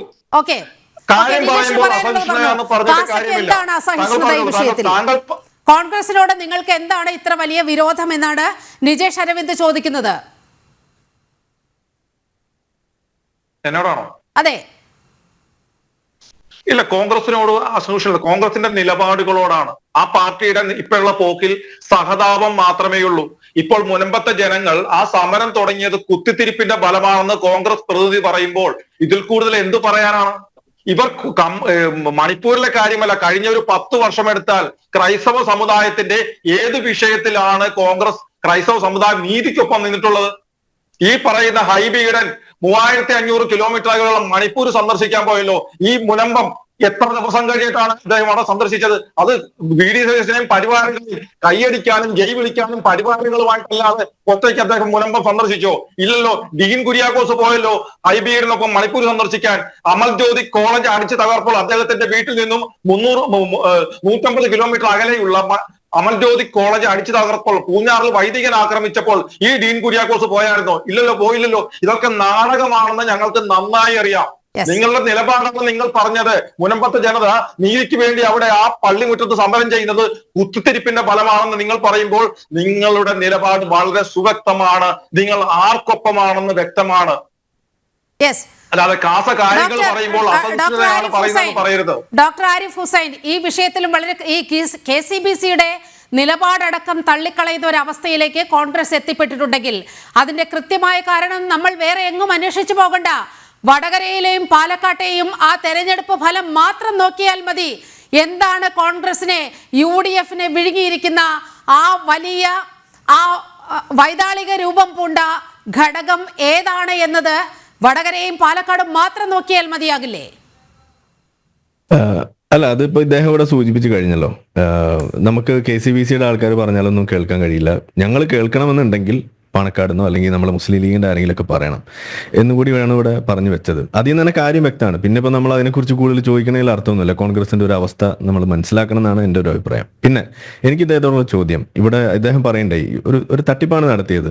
ഇവിടെ ഒരു വിഷയം നമ്മൾ സംസാരിക്കുമ്പോൾ ഇവിടെ യാതൊരു ബന്ധവുമില്ലാത്ത ഒരു വാട്ടർ ബൗട്ടറി ഇറക്കിക്കൊണ്ട് ഇവിടെ മണിപ്പൂരിന്റെ വിഷയം കൊണ്ടിടുന്നു. ഞാൻ അദ്ദേഹത്തോട് ചോദിക്കാൻ എന്താണ് മണിപ്പൂരിലെ വിഷയം എന്ന് നിങ്ങൾ പിന്നീട് ഒന്ന് പറഞ്ഞു തരണം. അവിടെ എവിടെയാണ് ഈ വിഷയത്തിൽ ഏതെങ്കിലും വിധേന ഒരു പള്ളി കത്തിച്ചതിന്റെ കഥയൊക്കെയാണ് പറയുന്നത്. രണ്ട് വശത്തും പള്ളികൾ കത്തിരിക്കപ്പെട്ടിട്ടുണ്ട്. അതൊരു എത്നിക് പ്രോബ്ലമാണ്. അതിനകത്ത് മതം തിരികാൻ വേണ്ടിയിട്ട് ഇവിടുത്തെ ജിഹാദികൾ നടത്തുന്ന ആ ഒരു കുത്തിത്തിരിപ്പിനോട് കോൺഗ്രസ് എന്തിനാണ് സമാനമായ നിലപാടെടുക്കുന്നത് എനിക്ക് എത്ര ആലോചിച്ചിട്ടും പിടികിട്ടുന്നില്ല. ഏതായാലും ഇദ്ദേഹം അത് തന്നെയാണ് ഇവിടെ പറയാൻ ശ്രമിച്ചത്. പോട്ടെ. അപ്പം ഞാൻ ചോദിക്കുന്നത്, ഇദ്ദേഹം പറഞ്ഞു അവിടെ വലിയ തോതിൽ രാഹുൽ ഗാന്ധി മാത്രമാണ് ഇടപെട്ടത് എന്നാണ് പറയുന്നത്. ഈ മുനമ്പത്തെ വിഷയം അതൊരു വലിയ വിഷയമാണെന്നും കോൺഗ്രസ് ഈ മുനമ്പത്തെ ജനങ്ങളോടൊപ്പം നിൽക്കുന്നു എന്നുമാണ് ഇവിടെ നിജേഷ് ഇവിടെ പറഞ്ഞു വെക്കേണ്ടായത്. അപ്പം എനിക്ക് അദ്ദേഹത്തോടുള്ള ചോദ്യം, ഈ വിഷയം പരിഹരിക്കാൻ വേണ്ടിയിട്ട് ഈ വിഷയത്തിന്റെ കാതലായ പ്രശ്നം ഈ നമ്മളുടെ ഈ വഖഫ് ബില്ലാണ് എന്നിരിക്കെ അതിൽ ഈ അമെൻമെന്റിലൂടെ അല്ലാതെ ഇതിനകത്തൊരു പരിഹാരം കാണാൻ സാധിക്കില്ല എന്ന് ഏറ്റവും ഒടുവിൽ ഈ പറയുന്ന കമ്മീഷനെ വരെ തള്ളിക്കൊണ്ട് അവിടെ കോടതി നിരീക്ഷിച്ചതിൽ എഴുതി പിടിപ്പിച്ചു വച്ചിരിക്കെ, അതായത് ഇതിന്റെ പൂർണ്ണമായ അധികാരം ട്രൈബ്യൂണലിനാണ് എന്ന് പറയുമ്പോൾ ട്രൈബ്യൂണലിന്റെ അത്തരത്തിലുള്ള വലിയ തോതിലുള്ള ആ ഒരു അധികാരം അവിടെ എടുത്ത് കളയുക എന്നത് ഈ ഒരു അമെൻമെന്റിന്റെ പ്രധാനപ്പെട്ട ലക്ഷ്യമായിരിക്കെ അതിവിടെ സ്ഥാപിക്കപ്പെട്ടിരിക്കെ ഇങ്ങനെ ഉണ്ടായിരിക്കുന്ന വിഷയത്തിൽ എന്താണ് ഈ പ്രശ്നം പരിഹരിക്കാൻ വേണ്ടിയിട്ട് ഈ കോൺഗ്രസിന്റെ ആവനാഴിയിലുള്ള അമ്പ് എന്താണ് എന്നാണ് എനിക്ക് അറിയേണ്ട ഒന്നാമത്തെ കാര്യം. രണ്ടാമത്തെ കാര്യം, ഏത് തരം പ്രശ്നം ഉണ്ടായാലും അവിടേക്ക് ചാടി വീണ് പറന്നിറങ്ങി അവിടെ ജനങ്ങളുടെ വിഷമം ഒപ്പിയെടുക്കാൻ വേണ്ടിയിട്ടുള്ള ടിഷ്യൂ പേപ്പറായിട്ട് നടക്കുന്ന രാഹുൽ ഗാന്ധി എത്ര തവണ ഈ മുനമ്പത്ത് വന്നു എന്നും കൂടി ഒന്ന് പറഞ്ഞു തന്നാൽ മതി. നിജേഷിനോടാണ് ചോദ്യങ്ങൾ.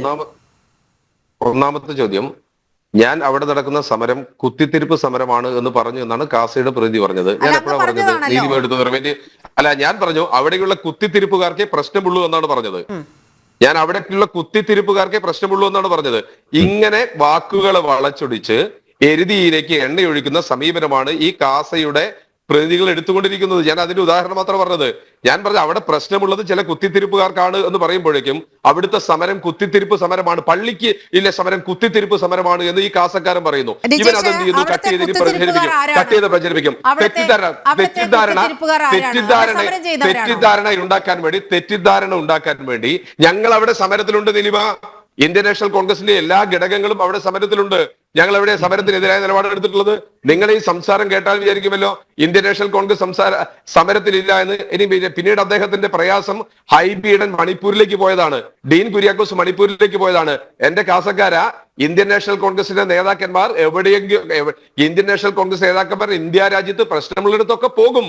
അദ്ദേഹം അതിന് ശേഷമല്ലേ ഇവിടേക്ക് വന്നത് എന്നാണ് ചോദിച്ചത്. അദ്ദേഹം മുനമ്പത്ത് വന്നിട്ടില്ല. രാഹുൽ ഗാന്ധി വന്നോ? ഇതാണ് നമുക്ക് അറിയേണ്ടത്. അതിനുത്തരം പറയും. അല്ല അയ്യോ, നിങ്ങൾ ചോദിച്ചതിന് ഉത്തരം പറയും. രാഹുൽ ഗാന്ധി വന്നോ ഇല്ല?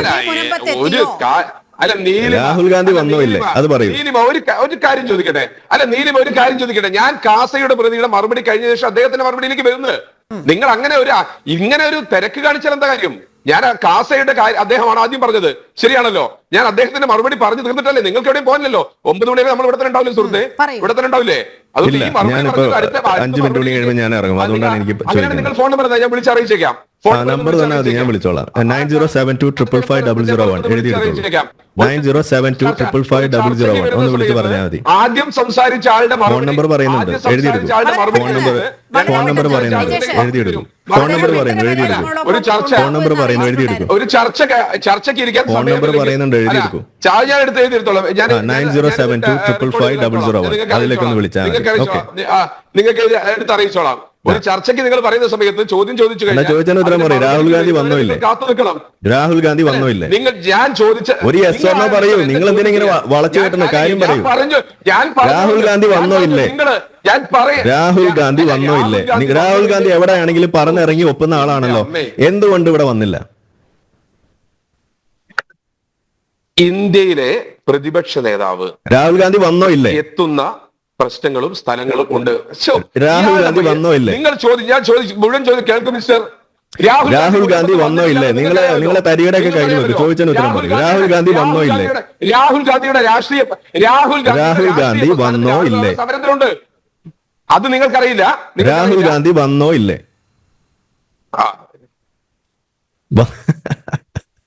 ഇത്രയേ ഉള്ളൂ നിങ്ങളുടെ ഈ പറയുന്ന ആവനാഴിയിൽ അമ്പിന്റെ കോണം. ഇതാ ഞാൻ പറഞ്ഞത്, കോൺഗ്രസിന്റെ കഥയൊക്കെ തീർന്നിരിക്കുകയാണ്. നിങ്ങൾ അത് ചുരുട്ടിക്കെട്ടി വല്ല കൊക്കയിലും എറിയ, അല്ലെങ്കിൽ പാണക്കാട് നമ്മളെ പാണക്കാട് മൂരി അവിടെ നമ്മളുടെ ഇതുണ്ടല്ലോ, എന്താണ്, തൊഴുത്തുണ്ടല്ലോ, അതിന്റെ പിന്നിൽ ചാണകക്കുഴി കാണും, അതിൽ കൊണ്ടുപോയി ഇടും. ഓക്കെ, ഇനി വല്ല ഒട്ടകത്തിന്റെ ചാണകം കുഴി വേണമെങ്കിൽ അത് പറഞ്ഞാൽ മതി, ഞാൻ ഏർപ്പാടാക്കി തരാം, അവിടെ കൊണ്ടുപോയി ഇടാം. ഓക്കെ, ഇതുപോലെയുള്ള സംസ്കാരമുള്ള ആളുകളാണെങ്കിൽ നിങ്ങളൊന്ന് സഹിഷ്ണുതയായിട്ട് നിങ്ങൾ ബാക്കിയുള്ള ആളുകൾക്കൊക്കെ സഹിഷ്ണുത പറഞ്ഞു കൊടുത്തിരുന്ന ആളല്ലേ, അപ്പൊ നിങ്ങൾ തിരിച്ചിങ്ങോട്ട് കുറച്ച് സഹിഷ്ണുത കാണിക്കുക. ചോദിച്ചതിന് ക്ലിയർ ആയിട്ടുള്ള ഒരു ചോദ്യത്തിന് ക്ലിയർ ആയിട്ടുള്ള ഒരു ഉത്തരം നിങ്ങൾക്ക് പറയാനില്ല. രാഹുൽ ഗാന്ധി വന്നോ ഇല്ലേ എന്ന് ചോദിക്കുമ്പോൾ അതിന് കൃത്യമായിട്ട് ഉത്തരം പറയാൻ നിങ്ങൾക്ക് സാധിക്കുന്നില്ല. ഇത് തന്നെയാണ് നിങ്ങളുടെ ഇരട്ടത്താപ്പ്. ഇത് തന്നെയാണ് നമ്മൾ പറയുന്നത്. നിങ്ങളുടെ കഥ കഴിഞ്ഞു, നിങ്ങളുടെ രാഷ്ട്രീയം കഴിഞ്ഞിരിക്കുന്നു, അതിന്റെ തിരി കെട്ട് കഴിഞ്ഞിരിക്കുന്നു. അത് കരിന്തിരി കത്തിക്കൊണ്ടിരിക്കുകയാണ്. കോൺഗ്രസ് എന്ന് പറയുന്നത് കരിന്തിരി കത്തിക്കൊണ്ടിരിക്കുന്ന ഒരു വെറും ഒരു ഊച്ചാളി പാർട്ടിയാണെന്ന് പറയേണ്ടി വരുന്നതാണ്.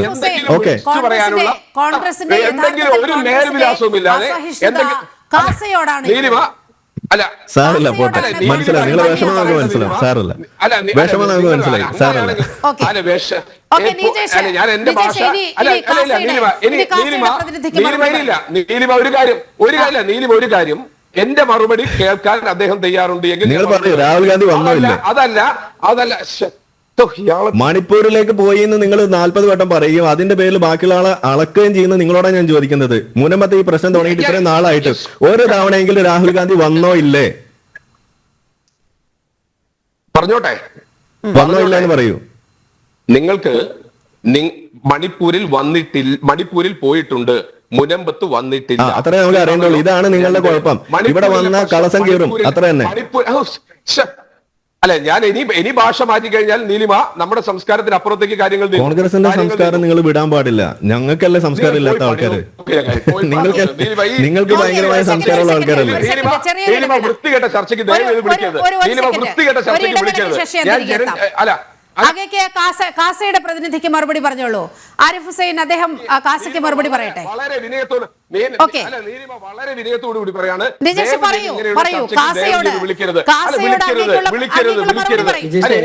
കാസയോടും പറയാനില്ല, താങ്കളോടും പറയാനില്ല.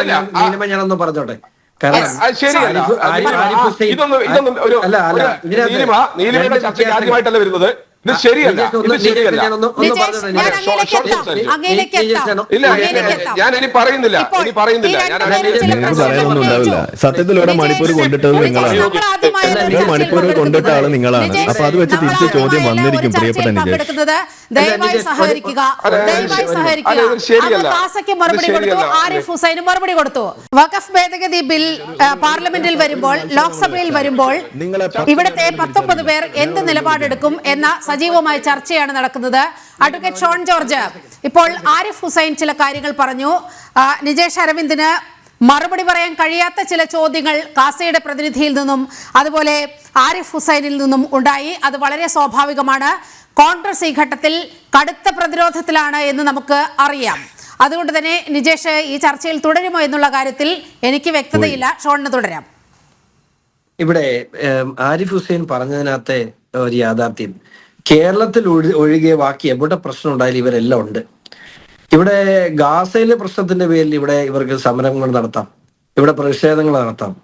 അവിടെ പാലസ്തീന പ്രശ്നങ്ങൾക്ക് പേരിൽ ഇവർക്ക് ഇവിടെ പ്രശ്നങ്ങൾ. അസർബൈജാനില് ഇതുപോലെ തന്നെ പ്രശ്നങ്ങൾ നടക്കുന്നുണ്ട്.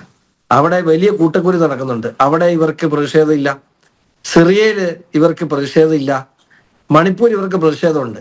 ഈ മണിപ്പൂരിനെ കുറിച്ച് പറയുമ്പോൾ നമ്മൾ ഇവിടെ ചർച്ച ചെയ്യേണ്ട ഒരു വിഷയം തന്നെ. ഇവിടെ എല്ലായിടത്തും മണിപ്പൂർ എന്താന്ന് പോലും ഇവിടുത്തെ കോൺഗ്രസ്സുകാർക്ക് അറിയത്തില്ല എന്നുള്ളതാണ് യഥാർത്ഥ വസ്തുത. അതുകൊണ്ടാണല്ലോ അത് ചർച്ച ചെയ്യാന്ന് പറയുന്നത്. അതാണ് ഏറ്റവും രസകരമായ കാര്യം എന്ന് പറയുന്നത്. ഷോൺ, ഈ ഘട്ടത്തിൽ പറയേണ്ട ഒരു കാര്യം, നിജേഷ് അരവിന്ദ് ആ ചർച്ചയിൽ നിന്നും ഇറങ്ങിപ്പോയിരിക്കുകയാണ്. അതെ, അത് സ്വാഭാവികമാണ്. അദ്ദേഹത്തിന് സ്വാഭാവികമായി മറുപടി പറയാൻ ബുദ്ധിമുട്ടുള്ള കാര്യങ്ങളാണ് കാസയുടെ പ്രതിനിധിയായാലും ഡോക്ടർ ആരിഫ് ഹുസൈൻ ആയാലും ഉന്നയിച്ചത്. കോൺഗ്രസിന്റെ ഒരു ധാർമ്മിക വിഷമം, അവരുടെ ധർമ്മസങ്കടം നമുക്ക് മനസ്സിലാക്കാവുന്നതേ ഉള്ളൂ. ഒറ്റ കാര്യം എന്ന് പറയാം, ഒറ്റ കാര്യം എന്ന് പറഞ്ഞോട്ടെ. അതായത് ഞാൻ 8:30 ഇറങ്ങണം എന്ന് വിചാരിച്ചുകൊണ്ടാണ്. ഇവിടെ മണിപ്പൂരിലെ വിഷയം പ്രതീക്ഷിക്കുന്നു. ഇല്ല, 8:30 ഇറങ്ങണം. ചെറിയൊരു കാര്യമുണ്ട്. അതായത് മണിപ്പൂരിലെ വിഷയം ഇവിടെ കൊണ്ടിട്ടത് ആരാ? അദ്ദേഹം തന്നെയാണ്. അദ്ദേഹമാണ് പറഞ്ഞത് അവിടെ ഞങ്ങൾ പോയി, അവിടെ ഭയങ്കര സംഭവമൊക്കെ ഉണ്ടാക്കി, രാഹുൽ ഗാന്ധി വന്നു മറിച്ചു എന്നൊക്കെ. നമ്മളതാ ചോദിച്ചത്. ഇങ്ങനെ എല്ലായിടത്തും പറഞ്ഞു നടക്കുന്ന രാഹുൽ ഗാന്ധി മുൻപത്ത് വന്നോ? അതിന് ഉത്തരവില്ല. അപ്പൊ എന്തുകൊണ്ട് വന്നില്ല? ഇത് ഇന്നലെ മിനിയാന്നോ തുടങ്ങിയതല്ലോ, സമയമുണ്ടല്ലോ, വരാമെന്ന് പോലും അല്ല പറയാനുള്ള അവകാശമില്ല. കാരണം ഇത് തുടങ്ങിയിട്ട് എത്ര നാളായി? അപ്പോൾ അവിടെയാണ് ഇവരുടെ പ്രശ്നം കിടക്കുന്നത്. ഇത് വന്നാൽ ഞാൻ തുടക്കത്തിൽ പറഞ്ഞ മാതിരി അവരുടെ നിലനിൽപ്പിനെ ബാധിക്കുന്ന വിഷയമാണിത്. അതുകൊണ്ട് ഇതിനകത്ത് മിണ്ടാതിരിക്കുക, അവിടെ തലയിടാതിരിക്കുക എന്നുള്ളതാണ് സത്യത്തിൽ ഇവർക്കുള്ള ഏറ്റവും സേഫ് ആയിട്ടുള്ള വഴി എന്നാണ് മനസ്സിലാക്കുന്നത്. യെസ്, തുടർന്നോളൂ, ഞാനൊന്ന് ഇറങ്ങുകയാണ്. ഷോൺ ജോർജ്, ഇതാണ് കോൺഗ്രസിന്റെ ഒരു പ്രശ്നം എന്ന് പറയുന്നത്. അവരോട് വളരെ കൃത്യമായ ചോദ്യങ്ങൾ ഉന്നയിച്ചു. ഈ ചർച്ചയിൽ ഞാൻ പ്രതീക്ഷിച്ച കാര്യം അതുതന്നെയാണ്. മണിപ്പൂർ മാത്രമായിരിക്കും കോൺഗ്രസ് ഒരു ഡിഫൻസീവായിട്ട് മുന്നോട്ട് വെക്കാൻ പോകുന്ന ഒരു ഘടകം. മണിപ്പൂരിൽ എന്ത് സംഭവിച്ചു? അവിടെ എന്തായാലും നരേന്ദ്രമോദി വന്നതിന് ശേഷം മാത്രമല്ലല്ലോ അവിടെ ഈ പ്രശ്നം നടക്കുന്നത്. ആ എത്നിക് ഇഷ്യൂ എത്രയോ ദശകങ്ങളായി നടക്കുന്നതാണ്. എത്രയോ ദശകങ്ങളായി എത്രയോ പേർ കൊല്ലപ്പെട്ട സാഹചര്യമൊക്കെ ഉള്ളതാണ്. പക്ഷേ ഇതൊരു പുതിയ കാര്യമായി കോൺഗ്രസ് ഇപ്പോൾ അവതരിപ്പിക്കുകയാണ്. അവിടെ സംഘപരിവാറിന്റെ എന്തോ അജണ്ട നടപ്പാക്കുന്നു എന്ന രീതിയിലൊക്കെയാണ് കോൺഗ്രസ് കുറെ കാലങ്ങളായി പറഞ്ഞുകൊണ്ടിരിക്കുന്നത്. അത് പോകട്ടെ, ഇപ്പോൾ കാസയുടെ പ്രതിനിധിയായാലും ആരിഫ് ഹുസൈനായാലും ഉന്നയിച്ച ഒരു പ്രശ്നം എന്ന് പറയുന്നത് കോൺഗ്രസ് ഇതിനെ കാടടച്ച് ഇതിപ്പോൾ പരിഹരിക്കാം എന്നൊക്കെ പറയുമ്പോൾ എന്താണ് പ്രശ്നത്തിന്റെ പരിഹാരം എന്ന് അവർക്ക് പറയാൻ കഴിയുന്നില്ല. ആകെയുള്ള പരിഹാരം ഈ ഭേദഗതി മാത്രമാണ്. അത് അവർക്കൊട്ട് അംഗീകരിക്കാനും കഴിയില്ല. ഇപ്പൊ ഈ നിജേഷ് പറഞ്ഞൊരു വിഷയത്തിൽ ഒന്ന് ക്ലാരിഫൈ ചെയ്യേണ്ടതായിട്ട്, പ്രത്യേകിച്ചും മണിപ്പൂരെ സംബന്ധിച്ച് മണിപ്പൂരിലെ ക്രിസ്ത്യൻ പള്ളികൾ തകർക്കപ്പെട്ടു. ഈ ക്രിസ്ത്യൻ പള്ളികളിൽ എത്ര എണ്ണം മെയ്ത്തി വിഭാഗത്തിൽ നിന്നും എത്ര എണ്ണം കുക്കി വിഭാഗത്തിൽ നിന്നുമാണെന്ന് പറയാൻ കോൺഗ്രസിന് കഴിയുമോ?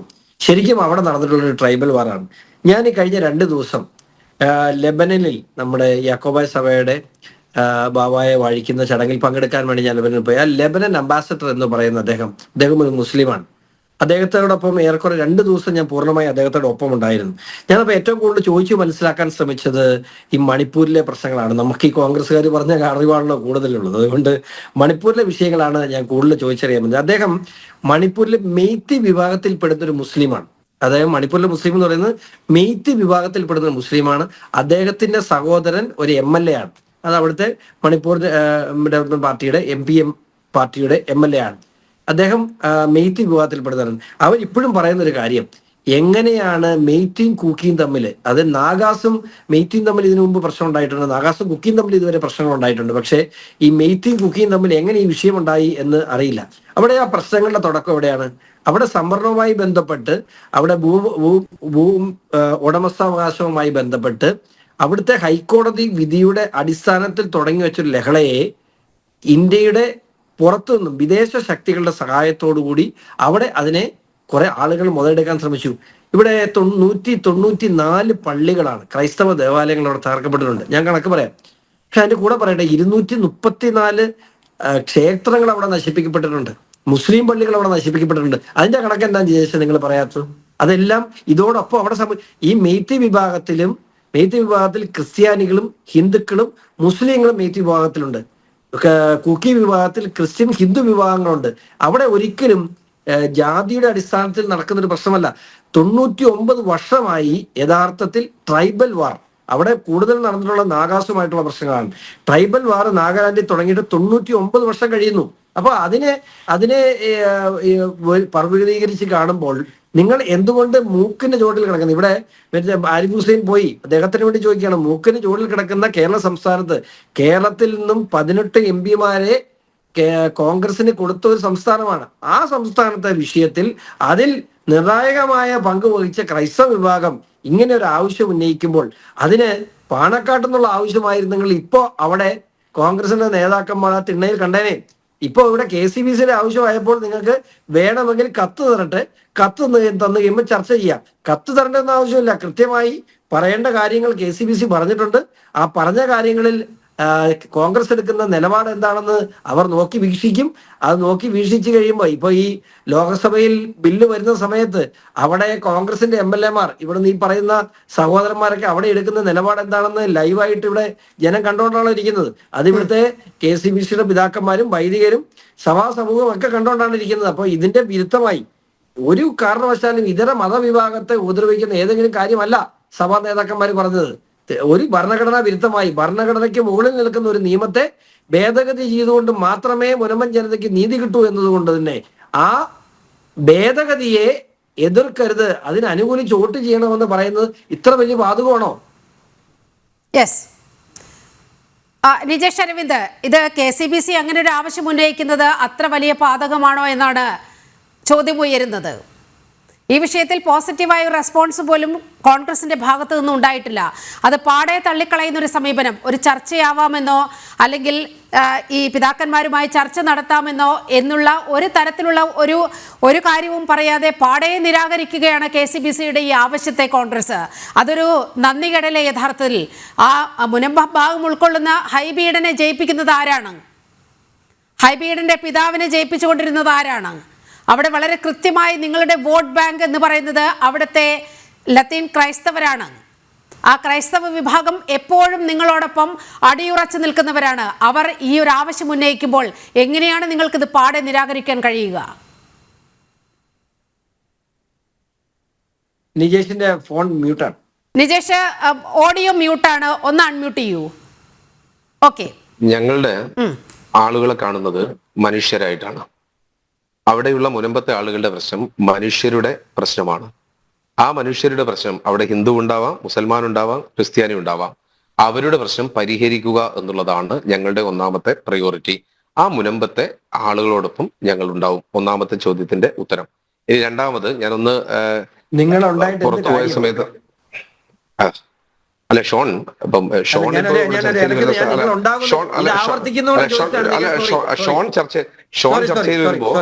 ചർച്ചയിൽ വരുമ്പോ എനിക്ക് പ്രശ്നമില്ല.